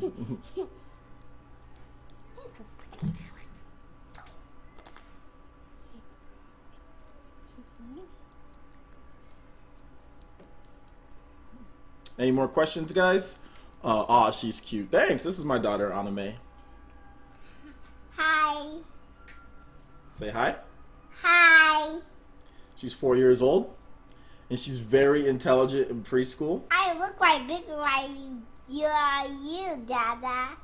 What? I'm bigger just like you. You're bigger just like me? Yeah. Are we the same age? Yeah. How old are you?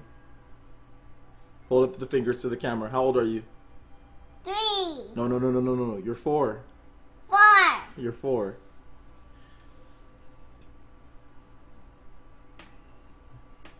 Everybody says hi. You gonna say hi back? Yeah. Hi. All right. Are you excited for Zelda? Yay. Yeah. Are you excited for Nintendo? He's talking to I don't think so. I said, you excited for Zelda? Yes. You excited for Nintendo? Yeah, me too, huh? I'm gonna be there on. I'm probably gonna be there on Wednesday. I'm gonna be. I usually go to E3s on Wednesday, and I stay for one day, then I leave. So yeah. He's talking to me.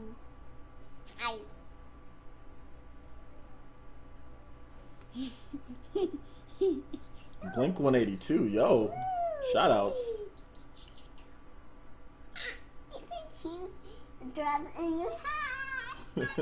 She ain't interested in Nintendo this year, man.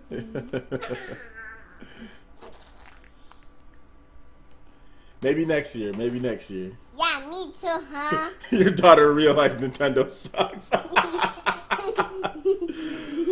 You know, she wasn't born in the best era for Nintendo, but that's okay. She's moving into the next era of the NX, so hopefully things go a little bit better. She can start to play games a little bit now, so. Hi. Hey guys, no need for name calling. We don't need to name call Obi here. I don't wanna have, him, use this to some type of, another video to where he can create more drama. So there's no need for name calling. Let's just move on. I mean, like I said, I've moved on from it. I've addressed him personally through private messages as an adult, as a man. So let's just move on. Let's enjoy E3. I think that's more important. That's more important than worrying about another grown man over the internet. Woo! Yeah! Oh yeah! Oh. He said, "Congrats on a beautiful daughter. Buy a shotgun for her teenage years, bruh. By the time she's a teenager, I'm gonna have them powers in your hands." Hey, hold up. I'm gonna have those powers in your hand, so I'm just gonna be able to shoot hand beams at people by the time she's a teenager. Like no shotgun needed. I know. Yeah. Those boys. I'm gonna keep them away. And give them the white bad guys. Yeah. Kind of bad guys. You're not dating till you're 21. That's a scumbo. Is it okay if you date when you're 21? Yeah. Okay, 21. Agreed upon. Yeah, 21. 21. That's the dating age? Yeah. Promise? Promise. Okay.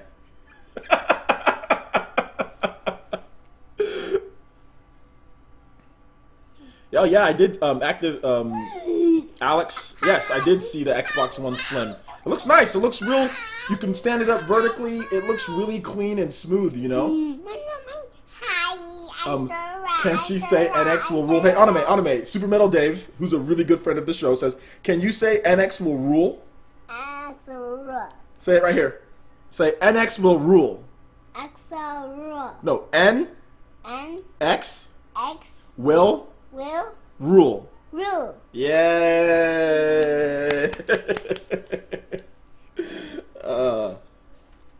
Peace. Come again. Are you buying Persona 5? If so, what Persona games have you beaten prior to this one? American Tugs. Yeah! Whoa, hold up. American Tugs. Yes, I'm getting Persona 5. I'm probably gonna get a review copy from Atlas, but I'll be buying the special edition myself.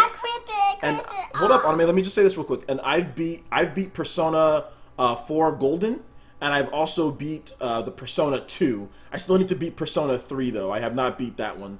I've beat a lot of the Shin Megami Tensei games, which is of course a spin-off. Persona's a spin-off from Shin Megami Tensei. So I beat a number of the Shin Megami Tensei games. Hold up, Anime. Xbox Slim looks like a PS4.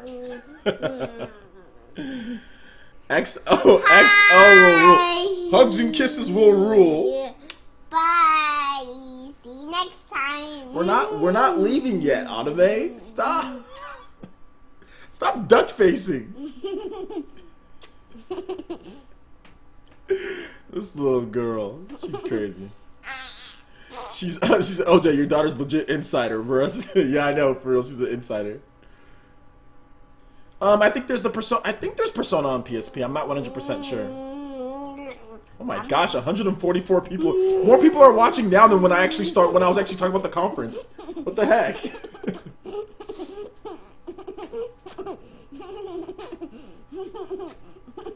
You are Duckface Supreme. Calm down.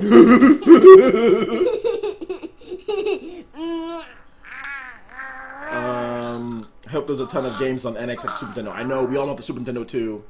Before I go, thank you for showing us sneak peeks of Tokyo Mirage Session Sharp FE. No problem. No problem at all. Thanks for watching it. I'm not going to stream it too much because the view counts, it seems like you guys don't want the game to be ruined. So I'm not going to stream too much into it, but look forward to my review. Wait, hold up. Let me just say this real quick. Look forward to my review on June 22nd. So yeah. Team Light Skin. That's all Team her, Light Skin. She came out when she actually, when she was born, she was like white, and my eyes lit up like this. I was like, when my daughter came out, I was like,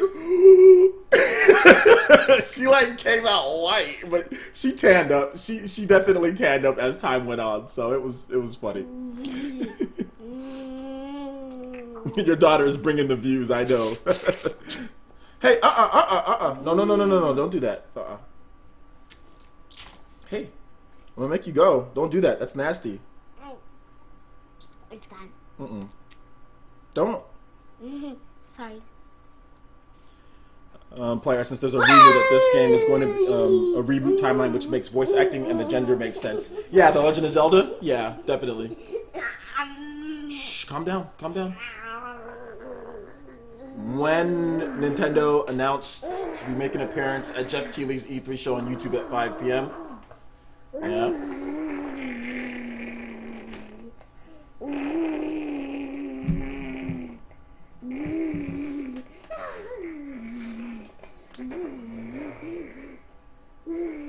Alright. Yeah, see you later, dude. I'll see you at the Sony conference. I'll be streaming that live as well.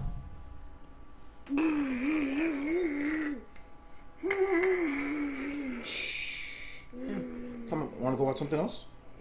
Let's go watch something else. Come on. I'll be right back, guys. She wants to watch something else. That's why she even probably came in here in the first place.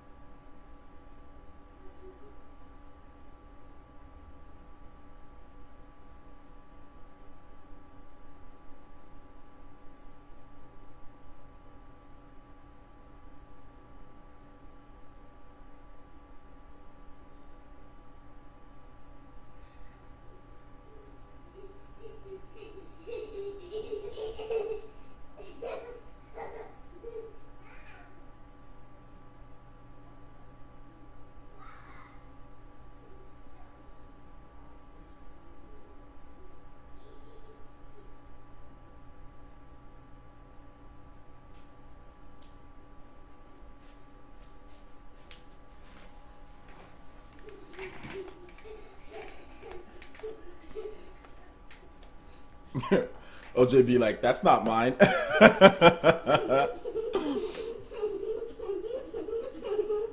Hey, calm down. Jesus.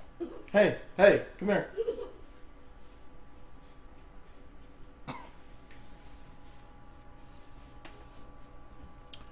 You will watch Skyrim and you'll like it. Yeah. So what's the big news? Dishonored 2's Collector's Edition, Skyrim stuff, remastered. Do you think Mass Effect, the next Mass Effect will be on NX? Yes. What's up, King Avery? Anuma's gonna shock the world Tuesday. Yep. Yo, can't wait. OJ is watching on OJ is watching on the vids on the Wii U. Yeah, this is definitely streamed through my Wii U, guys. Let's see. Do you think it should be a reboot of the timeline? Maybe. Super Metal Dave, when are you and OJ going to do another discussion video stream? Well, you'll never know. You guys look forward to PlayerEssence Cross Nintendo. We might have Super Metal Dave as a special guest. Super Metal Dave says, yeah, it's probably the NX version running on PC behind the curtains with the Wii U gamepad attached. This man. And King Avery Games, who's an awesome YouTuber. Hey, all of you guys, shout outs to King Avery Games. Go check out King Avery Games YouTube channel. That dude is awesome. If you subscribe to me, you're gonna like his stuff too. So please check out Super Metal Dave. Check out King Avery Games. These guys are awesome YouTubers, you know. And also check out T-Dude. Check out T-Dude on here. Tony, I forgot. I can't say his whole name. Tony Karan. Check out his channel as well because he does some cool stuff too. Dave J. Mass Effect Concept Arts. That's funny. King Loso 23. What up, King Loso? Yo, shout outs to King Loso, man. Coming through the other day with the donation. I do appreciate that. Zelda pick looked beautiful. An expanded version. Game Explain showed it. Yeah, that Zelda pick is looking hype. Looking hype. Looking super hype. Sorry, my daughter's just gonna make noise, so I can't do anything to control her at this point. She's unleashed. She's running all over the place. So, yeah. How come you haven't done a Pokemon discussion yet? Everyone has. Are you not a Pokemon fan? You know, to be honest, man, I mean, I'm a Pokemon fan. I have Pokemon X and Y. But the problem with Pokemon is that it's just like I'm tired of those graphics, man. I need a new style Pokemon game. You know, I need something different. I need an NX Pokemon. You know, I need a Pokemon I can sit down and play on my console. I'm not trying to look at a screen for like, you know, 200, 300, you know, hours on a little screen. I need a console version of Pokemon, man. Like, it's not that like I'm not a fan. It's just I love Pokemon. It's one of my favorite franchises of all time. But it's time for something different. It's time to move to where I can play the game on my TV. You know. Let's see. So yeah. Any more questions you guys have? Let me know because we have more people here watching than we did during the actual show. That was absolutely crazy. Whoa! Hey, watch out! You're gonna hit me with those. Calm down or I'm going to take your toys. Alright, I'm taking your toys. No. Alright, then calm down. Yeah, I agree, American Tugs. We need a Pokemon Stadium 3 for an NX. Or like a whole Pokemon, or a brand new Pokemon game, you know? That would be nice. Okay, my daughter is absolutely just destroyed my arm right now, so... Hey, calm down or I'm going to take your toys. Alright, I'm going to take your toys. No. And calm down. Calm down. Hyperactive, calm down. My daughter loves video games as much as I do, by the way. So that's why she gets so hyped for these events, because she knows E3, she knows what's going on. She knows she knows Dad, or Dada as she calls me. She knows Dada is doing all this stuff. So she gets real hyped for E3, and this is the way that she acts. So I mean, I can't stop it. So you guys just gotta have to, you're here with me and my family. So this is my family. This is my own house. So they're here all the time. So my fiance or my girlfriend, whatever, one of the two. She doesn't like to be on camera much, but Anime, she's such a drama queen, man. She loves talking about video games. She likes video games so much, so. Yeah, me too. I know. Are you going to try to live stream anything at E3? What equipment are you bringing? No, I'm not going to live stream anything at E3 because I won't have my PC and I can't, and my laptop's not good enough to stream. The internet there is absolutely trash. I'm just going to drive there for one day. I'm going to cover everything that I can in one day, and then I'm going to leave back to my house. So I'm going to drive there. It's going to take me an hour to get there. I'm going to show up lackadaisical like at 11 something like I always do. I'm going to get in line. I'm going to play the games. Okay. Let me fix it for you. I'm going to play the games like normal, like I always do. I'm going to get in line and for as many stuff as I can, get in the media lines, cover the games for you guys, and then I'm going to come home, start editing, doing all my videos, and just start uploading all my previews like I normally do for E3. There you go. Thank you. You're welcome. Let's see here. Game Freak is already working on Pokemon NX. Maybe a Sinnoh remake at least. Yeah, I hope so. Your armors are toiling. Yeah, I know. What's that name? That's the Squid Splatoon. Squid. What's that name? Squid Girl. What's that name? Squid Boy. Squid Boy? Mm-hmm. That's their names? Yep. Bring it over here. Come on. Okay, then. I'm sure you American Tux says, are you getting Shin Megami Tensei 4 Apocalypse? By the way, Apocalypse a sequel. Apocalypse, yeah, is a follow-up to is the Shin Megami Tensei 4.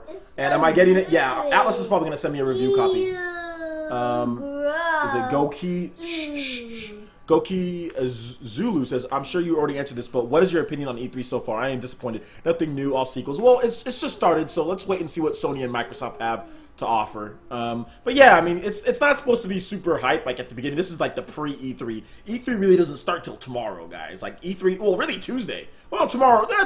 Yeah, never mind. Sorry, E3 really doesn't start till tomorrow. So. It's so gooey there. Splatoon. That's what we were talking about. Like when she was asking me the names, the Splatoon, Milos. Go put it back. By the way, guys, if you have a PS4. I highly recommend, I have a review coming up, but I highly recommend buying these headsets right here.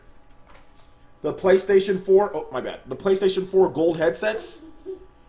These, they're a bit heavy, but this is the Uncharted 4 edition.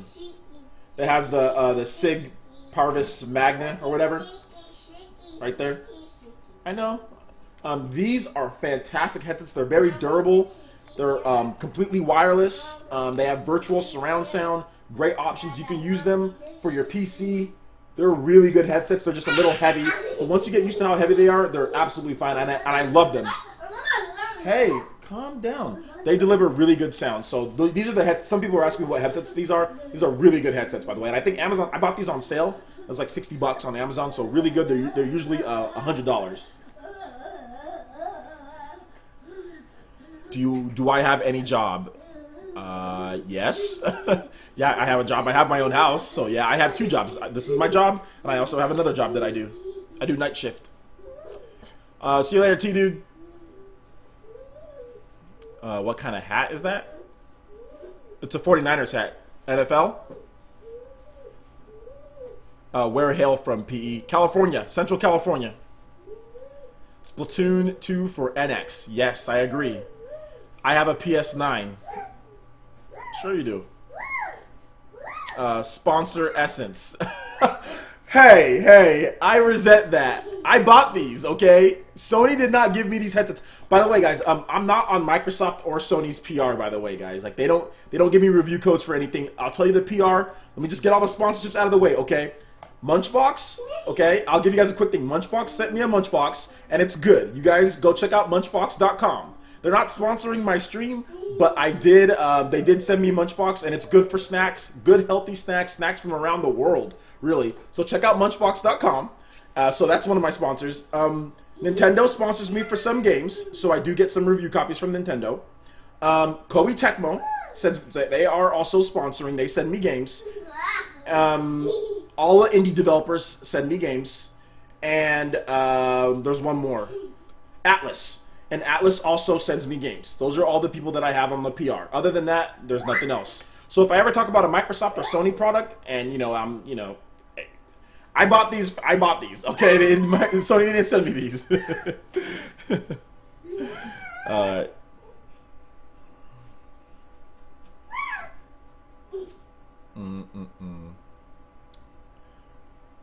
Okay, he said he's joking. If anyone have a PS4, they should sell it before the used price drops. Yeah, he said, yeah, OJ does. YouTube doesn't start paying that much until you get 50+K views per video. Yeah, YouTube doesn't pay. I mean, I have my website, I have YouTube. I have donations and stuff like that, but it's still not enough to afford the type of house that I have here, or like for my daughter's preschool and all that. So I definitely need to work outside of YouTube. But hopefully within the next, 2 years or so. I play so cool. I know. Wait, hold up. Hopefully in the next 2 years I can, get enough to where I don't have to worry about, like, I don't have to work the stupid night shift job that I have, because I really don't like it. I mean, it pays okay, it pays the bills, but I really don't like it. I know. Tyke, I just wanted to make sure that I was clear. I don't want people to think that I'm over here repping Sony stuff because they gave it to me for free. I just don't want there to be any confusion. But yeah, I know that you're joking. King Loso, would you like Bethesda to work on Metroid with Nintendo? Yes, actually, I would like Bethesda to work on Metroid with Nintendo. I think that would be fantastic. Adam says they're on stream with Morgan Freeman. Morgan Freeman? Did I say Morgan Freeman? I might have messed up. My bad. I like to Munchbox. King Avery Games. If you, that's a dirty joke. No, put that down. Put that down. If you haven't already joined the Patreon, that way get more people to play PE Arena. I actually shut down my Patreon. I'll have a video explaining why PE Arena and Patreon is going free. If you want to help PE Arena, you can just donate on StreamTip. If you want to help PlayerEssence and PE Arena, you can just do StreamTip. But PE Arena is definitely going free. But we aren't going to be doing like as many rankings and stuff like that. I can't work on it as much since there won't be dedicated money behind it. But I will still be streaming like Monday, Wednesday, Friday for the 3 core games. It's just not going to be organized like it was, and I'm not going to be putting as much work in just because my daughter. I mean, there's a bunch of different factors why, but mainly it's because of my daughter. I need to spend more time with her, and it's also because I felt. Like I said, I have a video coming up, but man, I felt bad. I just felt bad about all the stuff that's been happening, and I just feel like this is the best way for me to give back to you guys with all the pain that's been going around the world. But like I said, I'll have a video uploaded and. Talking about that once the E3 hype dies down, Let's see here, King Loso, we'll get you over 50K. John Spark says, is it me or are all PS fanboys British? PlayStation sells really good in Britain, in the UK, so that's why you might see that. But no, there's a lot of PlayStation fans everywhere. But yeah.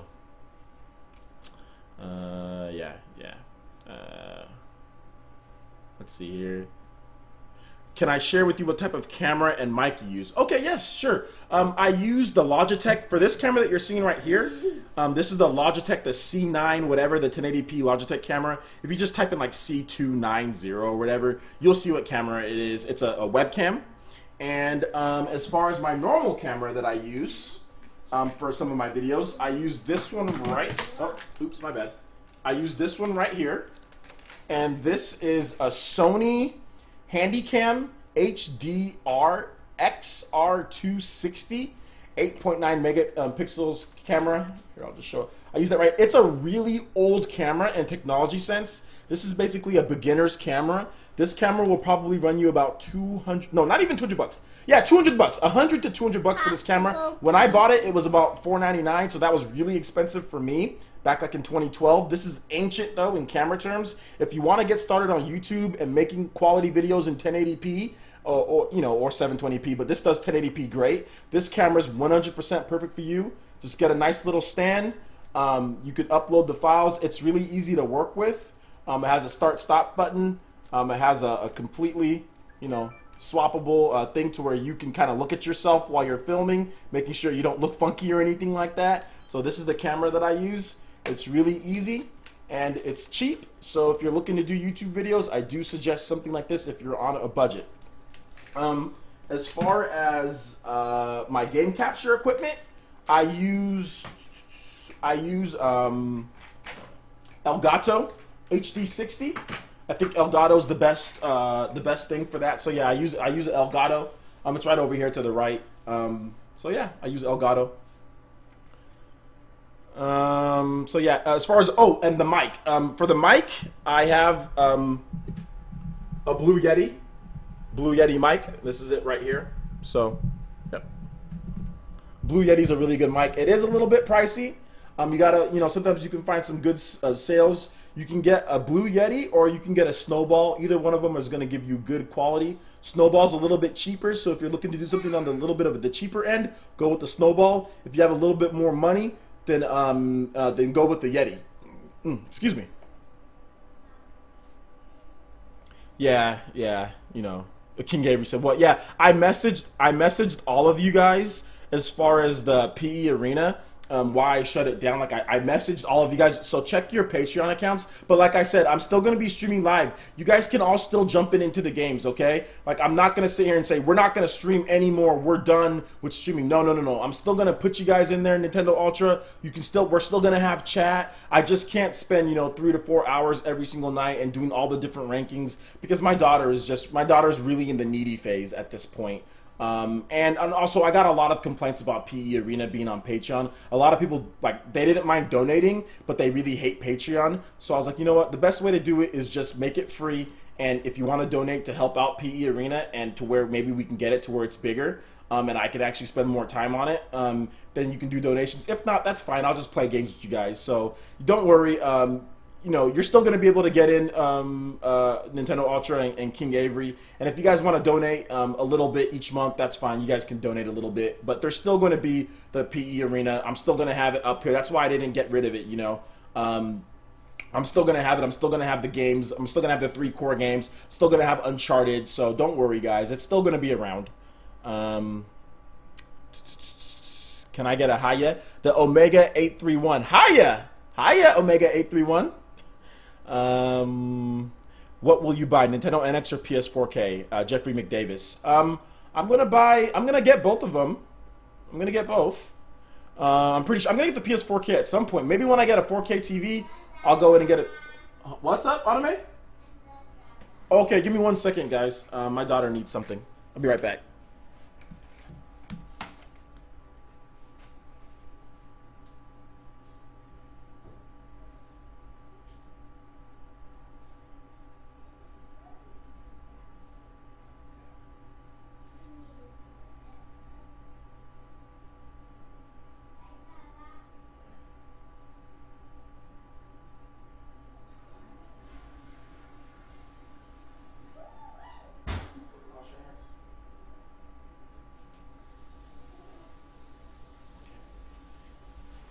All right, so let's answer some more questions.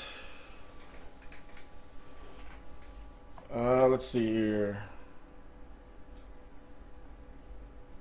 Yeah, guys, calm down with the language, okay? Let's put you in a timeout, bruh. Timeout. Why is Crash dead? Crash is dead because Sony and Activision doesn't believe that mascot games like that can sell anymore.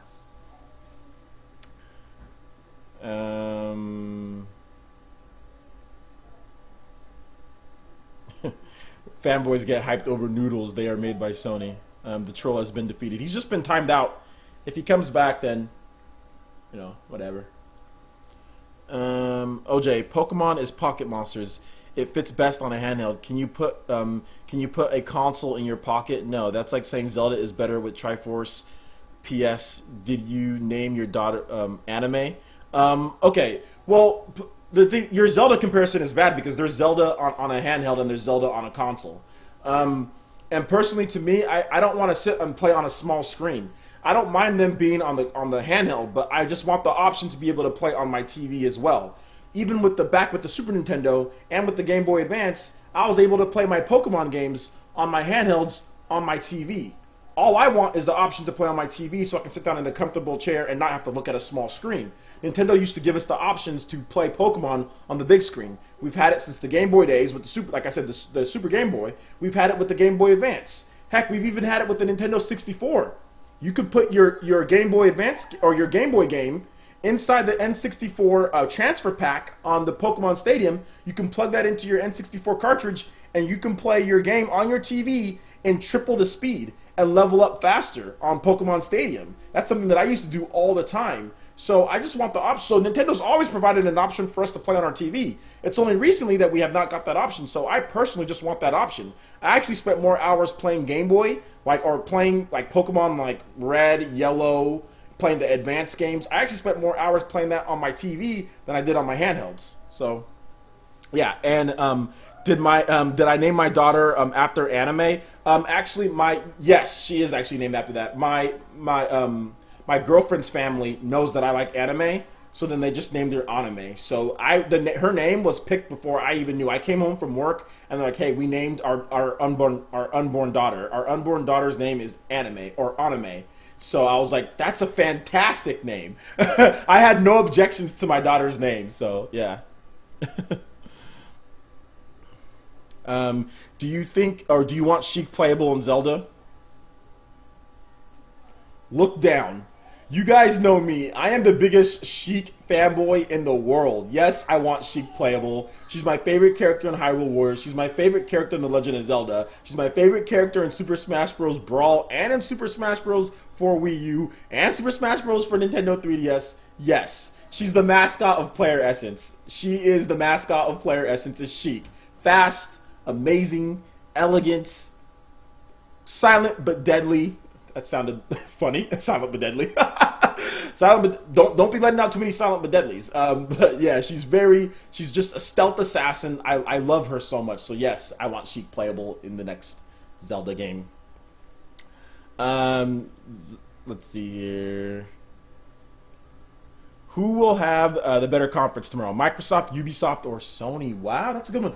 I'm going to go with Microsoft. I think Microsoft is going to have the best conference out of all of them because Microsoft is from the position of behind, you know? And I think that they're going to bring out the big guns for this year. They already have the new Xbox console that's looking sweet. It's 2 terabyte hard drive. It's going to have 40% smaller, thinner. The Xbox One is a massive console, so I think that was a good idea. Really looking forward to that, guys. Really looking forward to that. Let's see here.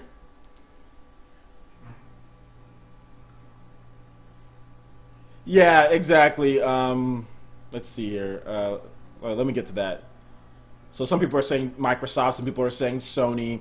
American Tugs, that is why I refuse to support Monster Hunter until I see it on consoles. Besides, Monster Hunter 3 Ultimate, I don't care what these N-words with an S at the end of it say.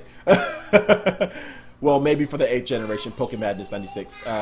Super Metal Dave 64. People were thinking you were charging to play with friends, so I think they didn't quite understand all the details what you were trying to accomplish with P Arena. Yeah, I think that was what the thing is too. I don't think they understood what I was trying to accomplish. And like I said, I felt bad, especially with all the pain that's going on in the world right now. Like I'm not trying to situate like what's going on in the world, like with video games, but there's a lot of pain out there in the world right now. You guys saw we had the worst mass shooting in American history. This is the worst case, and then Orlando with all the people at that club being shot, over 50 dead, 53 injured, I think, or another 50 something injured.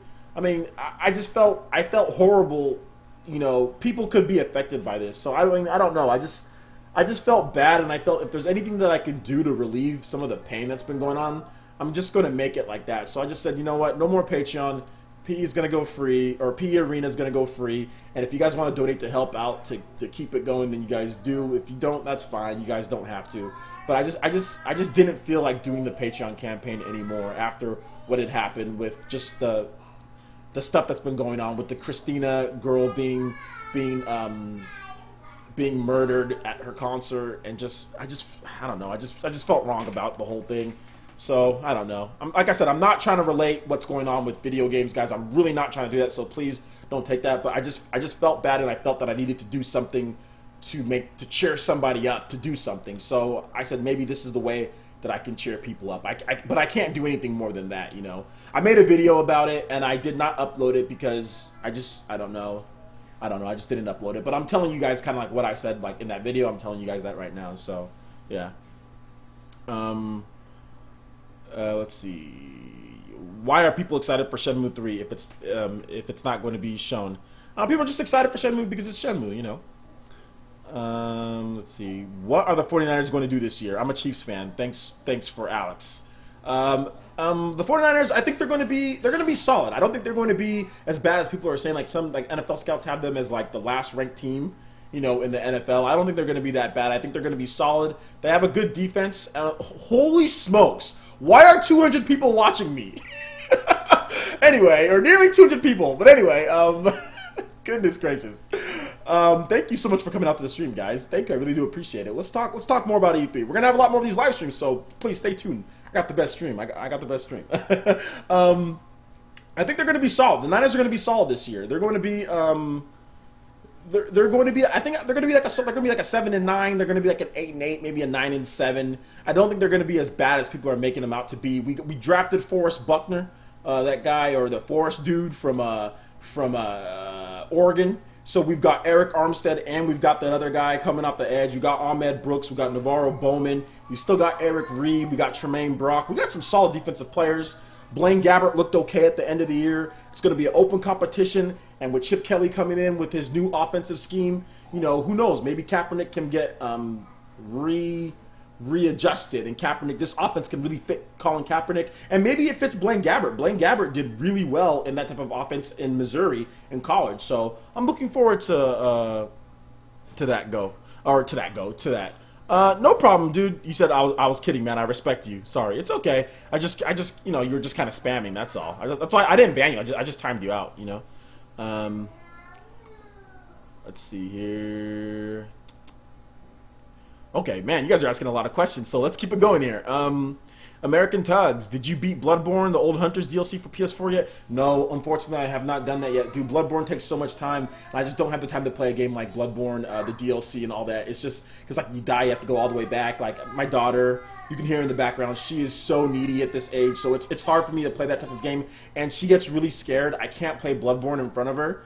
Usually I can play most of my Nintendo games, and I can play most of my Microsoft games. Like, I can play Uncharted because the blood is limited. I can play, like, Infamous Second Son. I can play most of the PS4 games, but I can't play Bloodborne in front of my daughter. She gets way too scared. She calls it Halloween-y, like Halloween. And she got a nightmare the other day. Like, she was like, I didn't notice she was in my room. She, like, snuck in when I was playing Bloodborne, and she was watching it, and she had a nightmare, and she, like, freaked out. So I got an earful from Mom. So I'm no longer allowed to. I almost got my Bloodborne disc thrown out the window. So I've got to really be careful with Bloodborne around my daughter. She really does not like that game. Let's see here. We have to donate, guys. Hey, man, you guys can donate if you can. I'm not trying to say that you have to, but when the streams come up, like when I do the live streams and stuff for PE Arena, you guys can. The StreamTip is on there, so I appreciate anything that you guys give. And like I said, I'm going to work hard as heck so I can do this full time. But in the meantime, I am going to be doing my work, and I'm gonna have to be, you know, tending to my daughter. But you guys are still going to get as much content as before. Like, you guys are still going to get, you know, 2-3 videos a day. You guys are still going to get live streams. Nothing's really going to change from my part as far as content wise. I'm dedicated to making sure that all of you guys are happy, and I'm dedicated to rising up above any drama or anything that comes about from this channel. I'm dedicated to talking to you guys man to man. If you guys have an issue with me, come to me, talk to me about it, email me. You know, like I said, I'm almost 30 years old, man. I need to grow up. I mean, I think I've done a good job of growing up over the years. When I first started YouTube, I was 24, 25-ish. 25? Was I 25? Yeah, I was about 25 when I first started YouTube. And I was really immature. And I think over these past 4 or 5 years, I've definitely, you know, matured matured more. So, you know, it is what it is. Okay. Thanks for watching. Yeah, Bethesda's stream is done. My daughter's patting me down. Go get a towel. There's a towel right there. Why? My daughter just used me as a towel to wipe her hands. Anyway, let's see here. Maybe she should get her own spin-off title instead. I'm really behind on these comments, guys. Let me catch up. Maybe she get her own spin-off title, please. That would be nice. In Before Zelda is rated M and Link chic sex scene. Please, it's a joke, okay? Okay, let me go down here. Yeah, I have it in the Lakers or Clips. Bulls. Chicago Bulls. I'm a Bulls fan. I know, I'm bad. I live in California. But if I was going to bandwagon on any team, it's going to be the Warriors. Warriors. Because they're in the finals right now. Let's see here. Any more Tokyo Mirage Session streams? Yes, Tokyo Mirage Session streams will continue on Monday. Or no. We'll continue, I think probably... They'll continue. Tokyo Mirage Session streams will continue. But it's E3 week, so, you know. Let's see. Carson Kennedy, notice me. You are noticed. I'm a mailbox. A mailbox. A mailbox. A mailbox? Yeah, a gray mailbox. Or a pink one mailbox. Maybe a pink mailbox? Yeah. Okay. A Dora one. I want to buy a Dora. A Dora mailbox? Yeah. Okay. I want a money one. Can I have the money? Yeah. Okay. All right. Go watch your TV show. Let that finish. Okay. Chaz Evansdale in the house. What's up, dude? Prey is looking good, man. Whoa, Anime, chill. You're over here. You're gonna knock over my camera. Chill. Or you're gonna knock over my mic. Calm down. Dude, are you happy they put a black person, an African American, in Mafia 3 and Watch Dogs 2? I'm okay with it. Yeah, I'm fine. It's better than the usual norm, you know. Let's see here. Pokemaster 1996 says, whoa. Says, hey, stop talking so loud. You can play. I don't care if you can play, but you can't be so loud because they can't hear me on stream. I'm trying to answer questions. Can you calm down? Yeah. Okay, thank you. Go get your toys so you can play, please. No. I don't want toys in that computer. Let's see here. I don't think the Wii U is dead. If the it would be a deal if you threw in water, but the console's never dead. If you stop playing forever, yes, the death of the console is subjective. Okay, hey, seriously, you're gonna.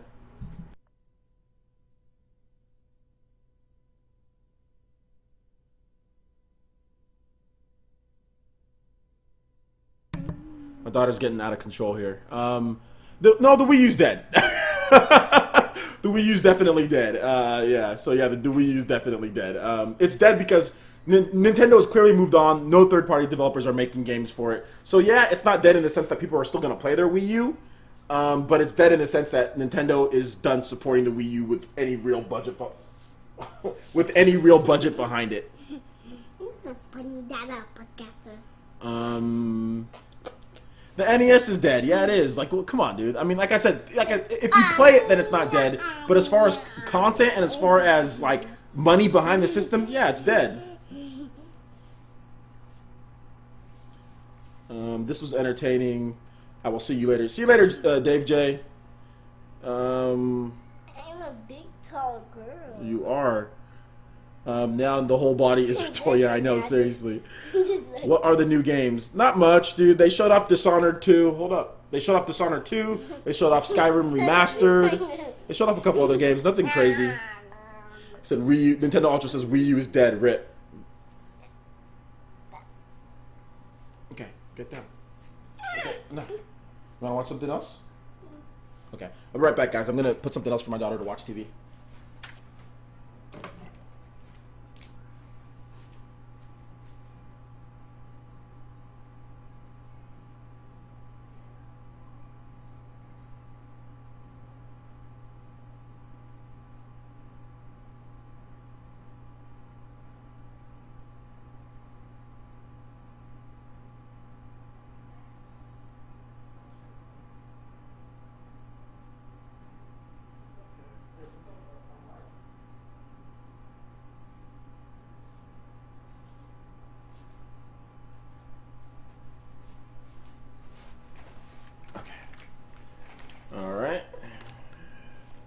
Yeah, the stream is done. My Wii, okay, look, from a purely playing standpoint, my Wii U's not dead. You guys saw PE Arena. You know, I'm playing my Wii U. You know, I'm playing Splatoon. I'm playing Smash Bros. I play Smash Bros competitively. I'm pretty much the #1 ranked person in my region or my area. Like, you know, we don't have a PR list here, but I can pretty much beat anybody here in my town. You know, I love Smash Bros. Like the Wii U is great to me. Smash Bros is great. You can only play it on Wii U, so I'm gonna play Wii U as long as Smash Bros is around. I'm always gonna play Wii U. You know. Yo, Usman, what's up, dude? King Avery Games says Wii U has been dead for a while now. Yeah. He said, Chad Evansdale, no, Wii U isn't dead. It's getting a huge Zelda game. Most people here are saying Wii U is dead. From a purely, you know, financial standpoint, it's dead. But I'm pretty sure everybody here who has a Wii U plays it. I mean, there's some great games on Wii U. Like I said, there's some of the most addictive games of all time are on Wii U. Splatoon, Pokken Tournament can be very addictive at times. It can, you know, Nintendo Ultra might not agree with me, but Pokken Tournament is very good. I was into that for so many hours. Smash Bros. Smash Bros is awesome. So yeah, man, like it's really exciting. It's exciting times for Nintendo, you know. I'm just gonna go to the me thing here. What game do I have on deck? Okay. So, let's go to the Miiverse so you guys can check out the Miiverse. Let's see here. Usman is back. What's up, Usman? Super Metal Dave says Kimishima shot it with a shotgun after he himself said that they can focus on the 3DS for the rest of the year and not worry about Wii U. Yes, Kimishima did say that. Fanboys are supporting consoles. Fanboys are supporting consoles. The industry needs fanboys, obviously, because a lot of fanboys spend a lot of money, you know, at times. So, I mean, what can you say? So, the NES is not dead. I still play NES games. I know it's still alive and kicking. Nintendo Ultra gives a shout out to Usman. Usman's my homie. Usman, he's my homie. I gotta agree. Usman, man. Yo, let me tell you something. Usman, thank you for the support after the drama that happened, dude. You know, I was a little worried that you might just be like, you know, because I know you and the guy that was starting the drama. I know you guys talk and everything too. But I was a little worried that you might just like be like, okay, well, screw PlayerEssence. I don't want to work with him anymore. But you didn't. So thank you so much, Usman, for being general and kind and nice. And thank you to all the you guys out there, the users that were also very nice and want to create a positive vibe in the Nintendo/gaming community. Because I do see myself as a Nintendo channel, but I also see myself as a pro Microsoft and pro Sony channel as well. I promote, you know, games being played. I love my, you know, I got my Xbox One controller right here. Got my PS4 controller right here. I'm a gamer, man. I love playing games, you know, so I support great games, and that's why I bought a PS4 and an Xbox One, because Microsoft and Sony make great content too, not just Nintendo. You know, a lot of people like to, you know, pay, you know, me as a fanboy or whatever, but you know, I play Microsoft and Sony too. I think they make fantastic consoles, you know, and they make great games. All right, let's see here. When is the Activism conference at Activision? I think it's tomorrow. Let's see here. I need subscribers. I sad. Well, do some more content. Let's see here. Zelda is Wii U swan song. Yeah, it is. Xenoblade Chronicles X was my game of the year 2015. Super Metal Dave says that. Yeah, you know what? For 2015, I would probably say Xenoblade Chronicles X was my Wii U game of the year. It was probably my overall game of the year. I did my Game of the Year awards last year, and like I think I had Wii U Game of the Year, Xenoblade Chronicles X. For my PlayStation 4 Game of the Year, I had Bloodborne, and for my Xbox One Game of the Year, people got mad at this one, but I put Destiny: The Taken King, because that was the best game that I played on Xbox. You know, that was the best game I played, so I gave Destiny: The Taken King the Game of the Year. All right. Let's see here. Usman, let's see here. King Avery says, or Nintendo Ultra says, Xenoblade 2 for NX when? Hey, Monolith Soft is working on a new game. So maybe. King Avery Games, this is the last year of the 3DS. Maybe. How do you feel? Let's see. Man, you guys are putting in a lot of comments here. And I have more people watching. You guys are insane. Yo, hey, shout outs to all of you guys watching. Nearly 200 people. There's even more. I think I said that it was like 180 something. It was like 190 something. Shout outs to all of you guys. You guys are hyped for E3. Thank you so much for joining me. I was a little worried based on the bad. Like I said, I'm sorry to bring this up again, but man, I was kind of worried about the bad PR that I was getting and some people subbing and stuff like that. But man, yo, you guys showed up for this one. I'm really thankful to all the people who are, you know, are being adults about everything and coming out and still supporting me. Man, this is awesome. You guys are fantastic. Seriously, I'm not just saying that because you guys are here. Like, you guys are really, you guys are really good, man. You guys are really good to me. So I really do appreciate it. Mindless Zero Turtle says, how do you feel about the new Mass Effect trailer? I thought it was good. I thought the Mass Effect trailer was good. Super Metal Dave, Monolith will love the NX. Open world games will be amazing on the console. I agree. Sky Sands 2008. Same here, Super Metal Dave. I'm almost complete Xenoblade X. I'm at 80%. Poké Madness 1996. Physical releases, it's dead. Digital is alive and kicking. Physical releases aren't dead. Most of Nintendo's games are still done through physical releases. Usman says, PE, I got you. I got you. Thank you so much. I do appreciate that. I do appreciate that. What's her name? Usman is the homie. Yeah, Usman. Hey, yo, Usman and Nintendo Ultra. It's chic. Usman and Nintendo Ultra, you guys are the homies, man. I was a little worried how you guys would react, man, but I'm glad you guys are. I'm glad you guys are down with me. You know, I appreciate that. Hey, shh, calm down. Fire. I know, calm down though. I don't want fire. Ultra is the homie too. What's her name? John is it Spanked says the Wii U got killed off just like ZOD in the Man of Steel, just like or Zod in the Man of Steel. Yeah. He said Mass Effect is looking amazing. Nintendo Examiner, Xenoblade X is one of the best games for Wii U. Can't wait for the next entry in Xenoblade series. Let's see here. Oh my god, I'm not gonna answer any questions about Obi anymore. I'm really not gonna answer any questions about him. If you guys want to, you guys can, you know, you can email me or message me if you guys want me to talk about it. But I'm not answering any more questions about that. I'm done. I've moved on from that. I don't care about, like I said, some scrawny 30-something-year-old crying about subscribers. Like I don't care anymore. Let's see here. Calm down, Anime. Very curious about what Retro is working on. Yeah, Retro's working on some cool stuff. I subbed. Thanks. Let your kid run the stream. She's basically running it right now. I enjoy watching your video. Thanks for being here. Thank you for coming. Let her play the Wii U. Okay.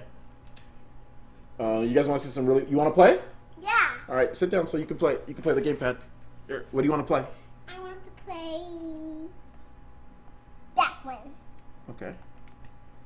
Want to play Kirby? Yeah. Okay. That's my favorite. Okay. Not the Kirby. Here. Thank you. You're welcome. Hey, it's not working again. No, it'll start up in just a second. Look, it'll start up. You can play Kirby. That was a good idea. Parenting 101. It's working. Let's see here. Let's see here. King A. Okay, guys. Hey, let's not turn this into a.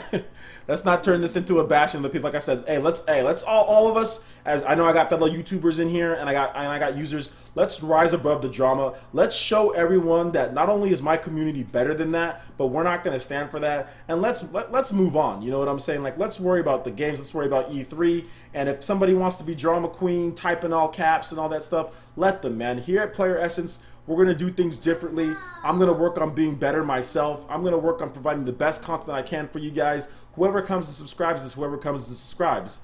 And whoever doesn't. I'm not worried about anybody but my content and my users. Here, give me the remote, and I'll put the game on for you. Here, let me see.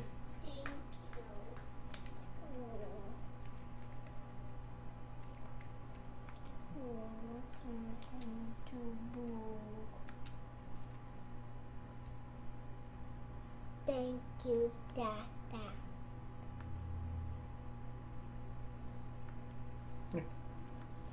Just press buttons. Just press buttons. Just press all those buttons on there, except for the home button. Don't press the home button. Super Metal Dave says, I'm sorry, I'm behind on the comments, guys. NX is highly likely to use AMD Polaris GPU, which means a lot of parity with third-party games on NX. The first-party games will carry the console over the rest of the course. Yep.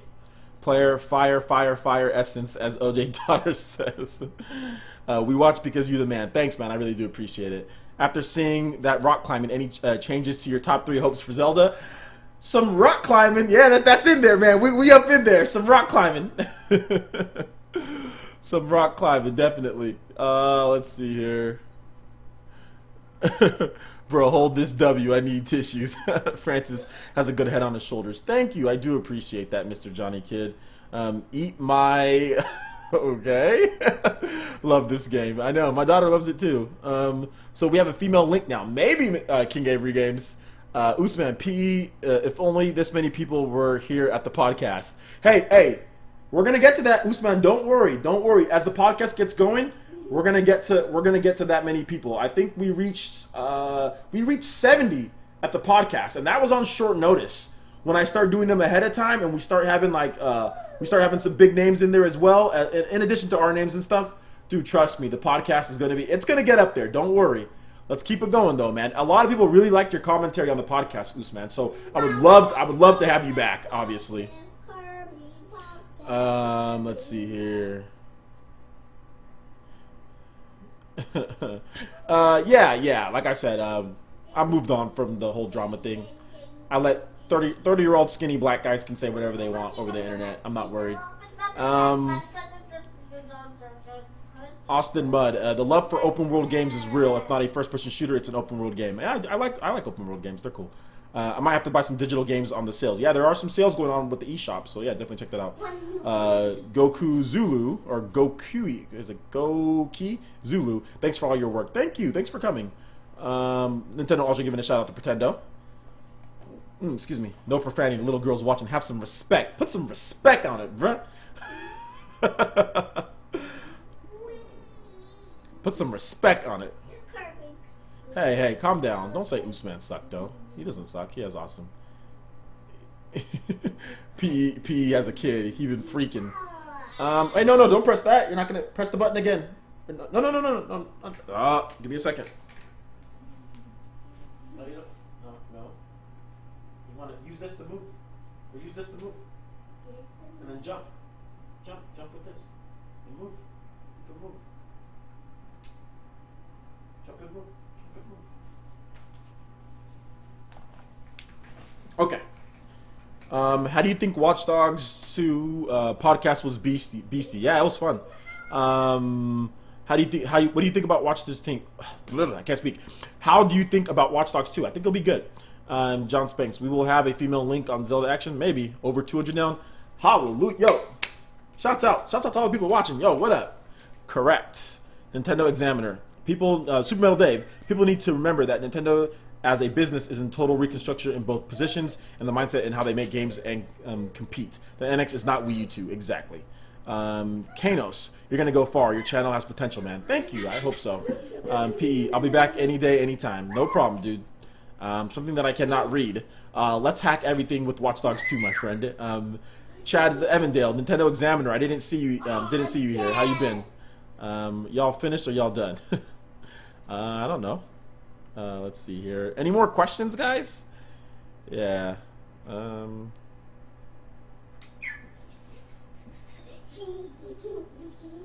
What do I? Everybody's talking about Mass Effect. Everybody is really talking about Mass Effect. What do I think about Mass Effect? I think Mass Effect is awesome. I think it looks so good. I mean, it looks great.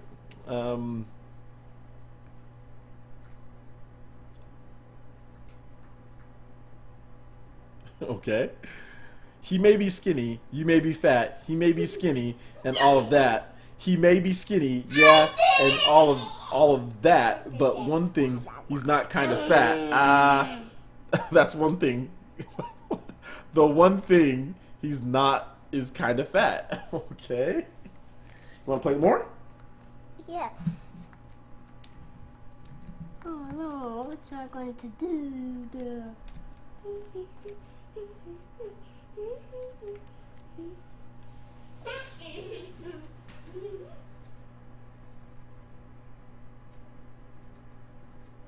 Skyrim Special Edition for console users? Yes. Watching your daughter play Kirby reminds me of watching AI learning how to play NES games. Yeah, I know. So for real. What's the most unappealing other than COD? I don't know. How does Zelda NX have to be different from Wii U? Graphics. It better look like it does in the teaser trailer. That teaser that they showed off in 2014, it needs to look exactly like as good as that for the NX version. Because I doubt the Wii U can pull off those type of visuals. Real time, that is. How do you feel about Battlefield 1? King Loso, Battlefield 1 is looking amazing. It might be the first-person shooter that I buy in a very long... The first military-style first-person shooter that I buy in a long time.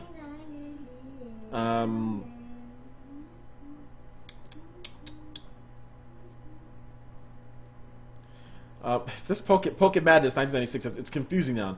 PS, Wii U isn't dead. We got 3 digital indies announced.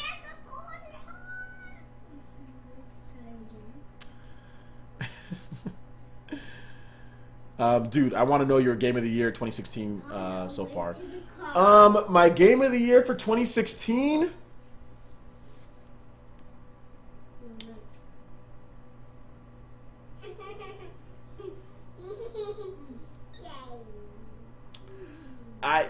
I don't know what my Game of the Year of 2016 is. I really don't know what my Game of the Year of 2016 is. I have no clue. You're gonna reset the game. You reset the game. I have no idea what it is yet. Don't have anything yet. Super Metal Dave. Oh no, hold up here. Awesome Mud. Anybody want to see Kingdom Hearts 3? I want to see Kingdom Hearts 3. I do want to see Kingdom Hearts 3. Super Metal Dave 64. NX, in my opinion, will be a core gamers console with innovation, but the innovation will not be at the cost of what makes a gamer's console, like power and features. Yeah, that's good. I hope so. Billa2988. How old are you, broski? I'm 29 years old. John Spanks. Zelda is probably Nintendo's savior. I don't know. Maybe. Pretendo. Super Metal Dave. Yeah, okay. Thanks, Super Metal Dave. I want to know your secret. What secret are you talking about? One Gamer Gaming. Do you think there will be a beta for Infinite Warfare? Can you say my name, please? Well, One Gamer Gaming. Yeah, maybe there's a beta. Who knows? Pokemon Madness 1996. There needs to be a first-person shooter based on Israel-Palestinian war. That's not a good idea. Nabil says Uncharted 4. Woo. Come here, and I'll help you.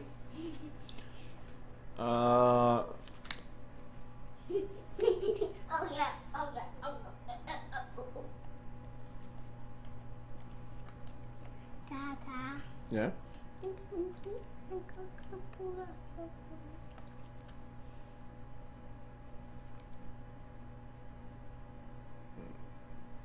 Here, race. Go. Race. Race.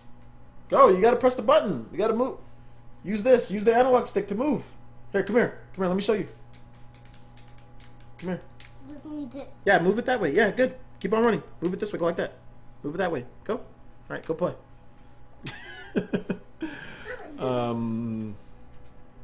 Is the PS4 like the Wii and the Neo like the Wii U? I don't know. I don't know what you're talking about. Yeah, I'd probably say my game of the year, if I could just preemptively just announce my game of the year, what I think it's going to be, I'm probably going to say that my game of the year is like Final Fantasy 15, but we have to wait and see. Or not Final Fantasy 15, but it could be, I mean, I would say Persona 5, but Persona 5 is coming out next year, so, you know. King Loso 23, I'm 55 years old. Oh! That's all 55 years young, actually. Hazm, is it Hamza Azm? Shake it all around. What? EA needs to bring back the Nit Sports games. Def Jam, love those games. I would love a sequel to NFL Street, actually. NFL Street and NBA Street, I would love to see those games come back.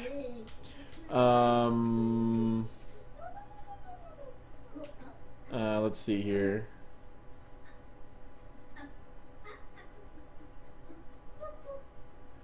Pokemon Madness 96. To get rid of casuals, it is good for PR for Nintendo to get on a mic and tell casuals to F off and drink bleach. I mean, we don't want casuals, right? No, it's not good for Nintendo to completely ignore casuals, but at the same time, you don't need to design your console for casuals. The Wii U was partly designed for casuals. You don't need to make anything for casuals. The PS4 and Xbox One were not designed, well, Xbox One kinda, but the PS4 and Xbox One were designed for core gamers first, casuals second. The Wii U is designed for casuals first, core gamers second, and Nintendo needs to make sure that they flip that around. Design it for core gamers first and casuals second. The little gamer is little gamer in training. Yeah, little gamer in training. She's doing her best. Ghost Recon Wildlands. That game looks cool. Yeah, NFL Street 2 was so fun. NFL Street 2 was fun. It's a good game. I used to play that game online. I used to whoop people online all the time. Oh my gosh, I used to get people. I used to go down in that game online. Man, Microsoft and Sony got to deliver. That's true, they do. Aisha Taylor isn't a very good host. No, she isn't a very good host. One little monkey jumping on the bed. Hey, oh no, you gotta play. Come on, you gotta finish. Gotta run. No, stop pressing that button.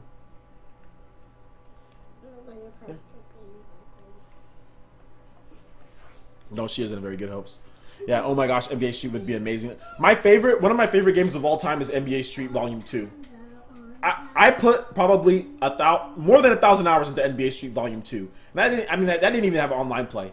I used to play with Bonafide. You guys remember Bonafide on NBA Street Volume 2?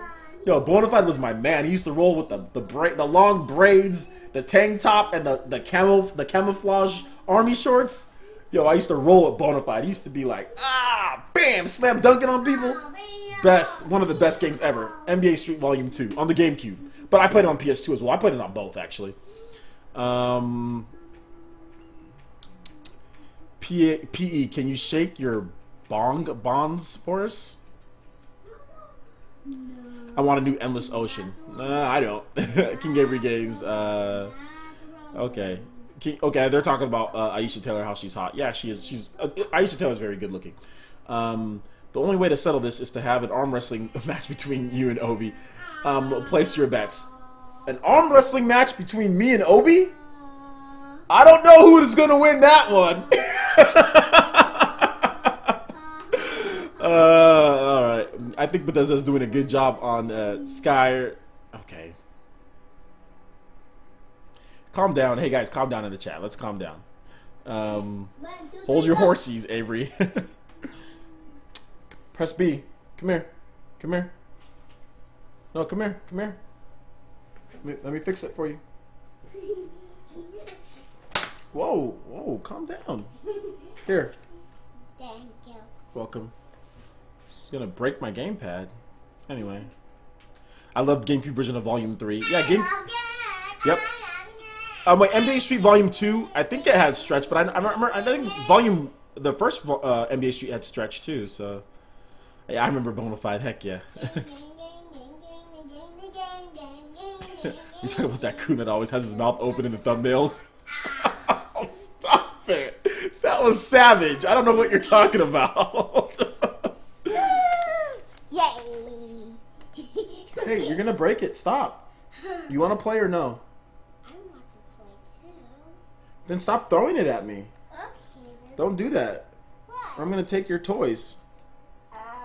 I'm going to take your toys on stream. They're all going to see you cry. No. Then you need to calm down and not throw my gamepad at me. Yes, I do. Don't throw it at me. Sorry. Okay. Thank you. Here, race. You want to race? Use this. Just don't press any buttons. Just use this. Use this? Yeah, just use that.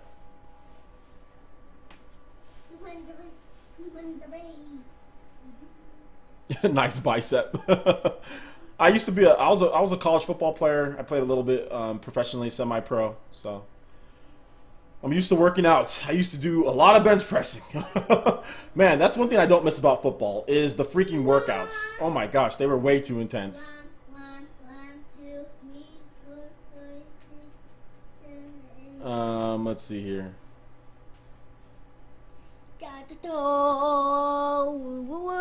Checkpoint. You gotta finish. I can't do it. Yeah, you can. Here, go. Play. Let's see here. NFL Blitz NX exclusive. Okay, come here. You're not at this point. You're just being silly. You're not even trying to play. You're pressing the same button. Press the same button? Close software. Maybe see if there's something that you can play. Yeah. Something easier. You keep on pressing the virtual console button that puts up the thing, so.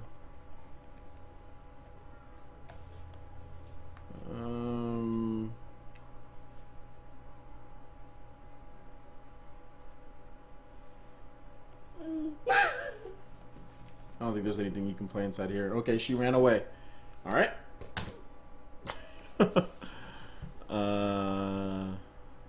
Let's see here. Any other questions?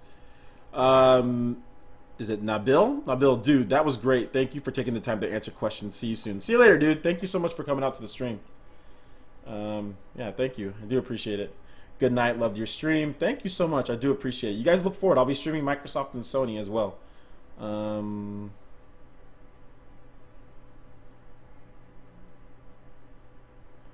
Let's see. Let's see. Any other questions?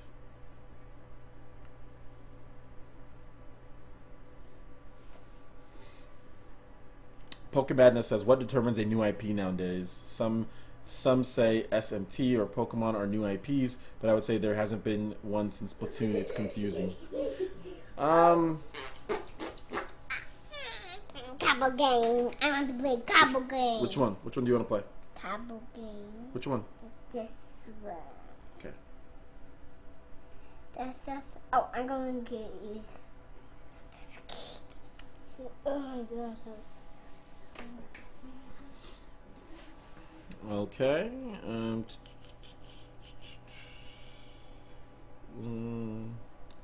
Do you want a Metroid by Monolith? I would love a Metroid by Monolith. I really would love a Metroid by Monolith. Gaming in 100 years. Oh my gosh, do not ask me about gaming in 100 years. Most of us won't be around in 100 years. Maybe my daughter, I think with modern technology and medicine, my daughter probably will be around then, but most of us won't. Depends. Maybe they develop some weird technology to where, you know, people can live till they're super old, you know, like way past 100. Who knows?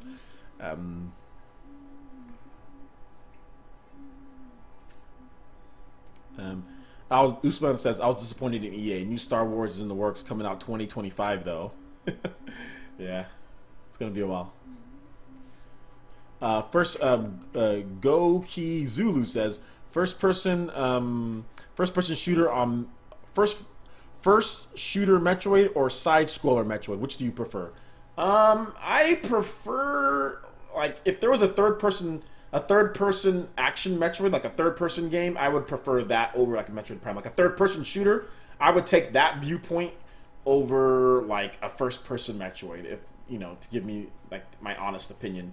The virtual console menu button is in the wrong place on the controller. Yeah. Let's see here.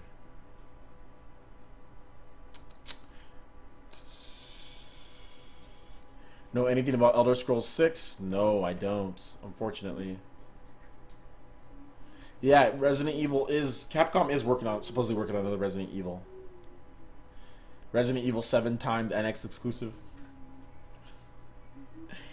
Probably not. Look at that. Come here. I'll fix it for you so you can play. Are you eating or are you playing the game? Which one? Because you're eating some graham crackers. Because I want to finish my food.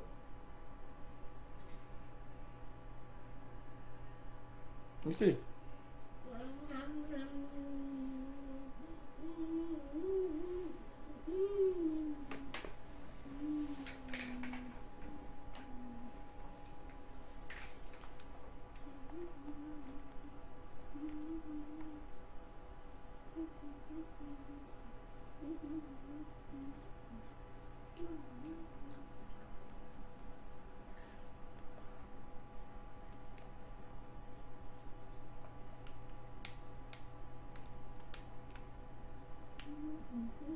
Here. Play. Oh, well, no, this game, it does the whole dual screen thing, so she can't really see. So, whatever. She can just look at the map. Let's see. Beyond Good and Evil for NX? I think that's happening. Favorite game of all time, including really old games. My favorite game of all time, and don't press that button, Anime. Press it again. Press the same button. No, no, no, no, no, no, no, no, no, no, no, no, no, no, no.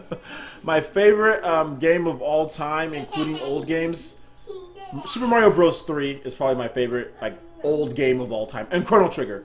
Super Mario Bros. 3, Chrono Trigger, and Secret of Mana.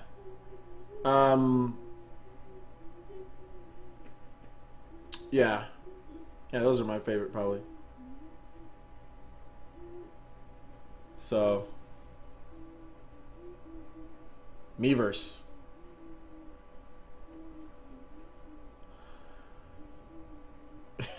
What is she doing? I'm tripped up by that. I love Mass Effect 2. Mass Effect 2 is one of my favorite games of all time. Pokemon Yellow, one of my favorite games of all time. Super Smash Bros. For Wii U, one of my favorite games of all time. Lost Odyssey. The original Xenoblade Chronicles. Super Mario Galaxy 2. So yeah. Xbox Slim Design Xbox Slim Design. Your thoughts? I think it looks good. I like the Xbox Slim Design. What time is Zelda U being shown off on Tuesday? I think it's 9 p.m. or 9 a.m. Something like that. They're going to start up, so I'll be streaming. Let's see. You're raising your kid, right? I hope so. I hope so. You should try SteamWorld Heist. I should try SteamWorld Heist. Castlevania. Oh, I love Castlevania too. Castlevania Symphony of the Night is my favorite game of all time. And next to that, Contra, and next to that is Gears of War. You know, yeah, I get a Contra vibe from Gears of War too. So yeah, definitely.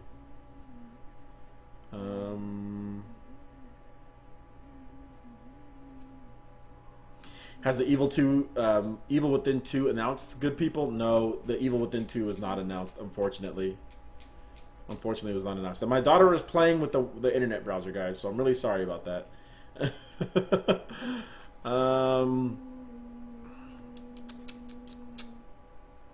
Jimmy Neutron. Shout-outs to Jimmy Neutron everywhere. Shout-outs to Jimmy Neutron. That was a good show. Will they fix all the bugs in Skyrim? Probably. It'll probably be the latest version, so they'll probably have most of the bug fixes. Feels bad, man. Alright. You blocked me? I didn't block you. This theme song for Jimmy Neutron. I'm late. Has Skyrim Remastered been announced? Yes, Skyrim Remastered was announced. What's your what position you played in football? Oh, you guys want to talk about my football career? When I was in high school, I was always a running back. In high school, like in flag football, like in touch and flag football, I played defensive back, I played quarterback, and I played wide receiver. Hey, calm down, calm down. I played quarterback, wide receiver. I was really thin.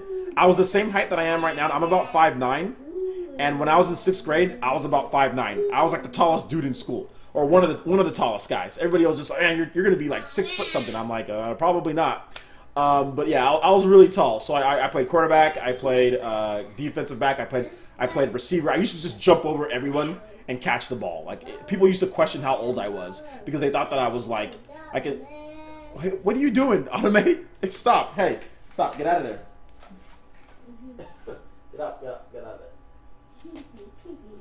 Okay, that's enough. All right. You want to watch something else on your TV? Yeah. All right, come on. I'll be right back, guys. I'll finish my football story later. Come on.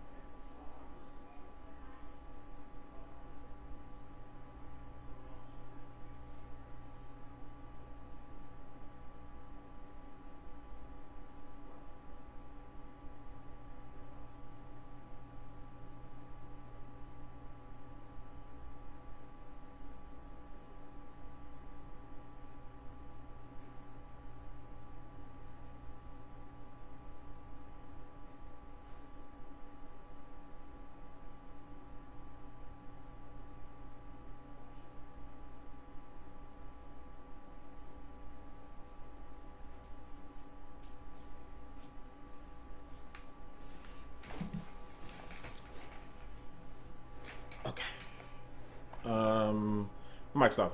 Let's see here. Okay, so football story. So yeah, I played defensive back. I played wide receiver. I played quarterback in school, like when I was little. When I got older, I started playing tackle football. Hats off.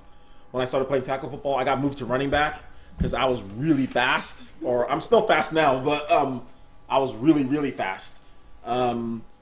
So yeah, so I got moved to running back. And when I was in high school, I was 3-time All-State running back. I played as a sophomore. I played varsity. I made the All-State team 3 times. Whether it was first, I never made first team All-State though. I always made either second or third team All-State. When you're a sophomore in California, you're not eligible for state. But I made first team. All-State for sophomores. Yeah, my senior year, I made third team. My senior year was probably my worst year out of the 3, but our team was the most successful. We were 12-1, and we made it to our conference section game, but we lost. We lost to a really good team, or they call it the Valley title. So yeah, when I went to college, I was a running back, and I realized that people are really good in college, so I didn't play. And then when I transferred to Fresno State, once again, people are really good, so I didn't play much. But I've always played running back for the most of the. I mean, I played football for 15 years, running back. And I played semi-professional football. I also played running back. I played a lot, but it was fun. But at the end, I had to just give up football and, work on my family and all that, raise my family and my kids, or my kid. So yeah.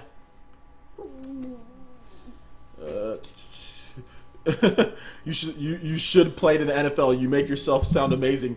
I'm really tiny. Like I'm barely 5'9". I'm about 100. I mean, when I was in high school, I was about like 190 pounds, maybe. I mean, I've got muscles on me, but I wasn't NFL caliber. I wasn't fast enough for NFL. I mean, I was fast enough for high school. I was fast enough for college, but like my 40 time is like a 4.5 something. And like if you're as short as me and you're only running a 4.5, NFL teams aren't really going to be interested in you. So yeah. So and I couldn't play in college. Like there was always running backs that were taller than me and that were faster than me in college, So I never really got an opportunity to play much, even in junior college. I mean, I played a little bit, but I never played enough to get to like go further. But in high school, I was really good in high school, and I had a lot of different schools, looking to give me a scholarship and all that, So in high school, I was really good. Like I was really good. Maybe one of these days I'll show you guys my scrapbook. I have a scrapbook of all of the high school clippings, and like I said, in high school I was really, really good, and we had good teams when I was in high school. But yeah. But no, I'm definitely not the caliber. If any of you guys know, I played at the same college at the same time as Ryan Matthews. Ryan Matthews is a running back for the Eagles right now. So you guys can type in your computers, go look up Ryan Matthews and look up what he's done. He also played for the Chargers as well. So that's the type of competition that I had at Fresno State, was guys like Ryan Matthews who are in the he's in the NFL. So yeah.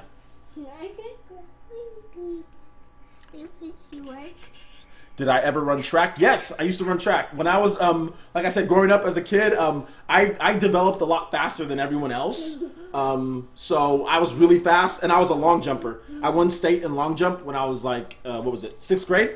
I jumped like 17.5. So yeah, so I was a really good long jumper. And I also ran the 100-meter dash. My fastest time in the 100 is like 11 seconds flat. I'm not super fast in the 100. I stopped running, but when I was a kid, 11 flat was really fast when you're a kid, Let's see here. Hey.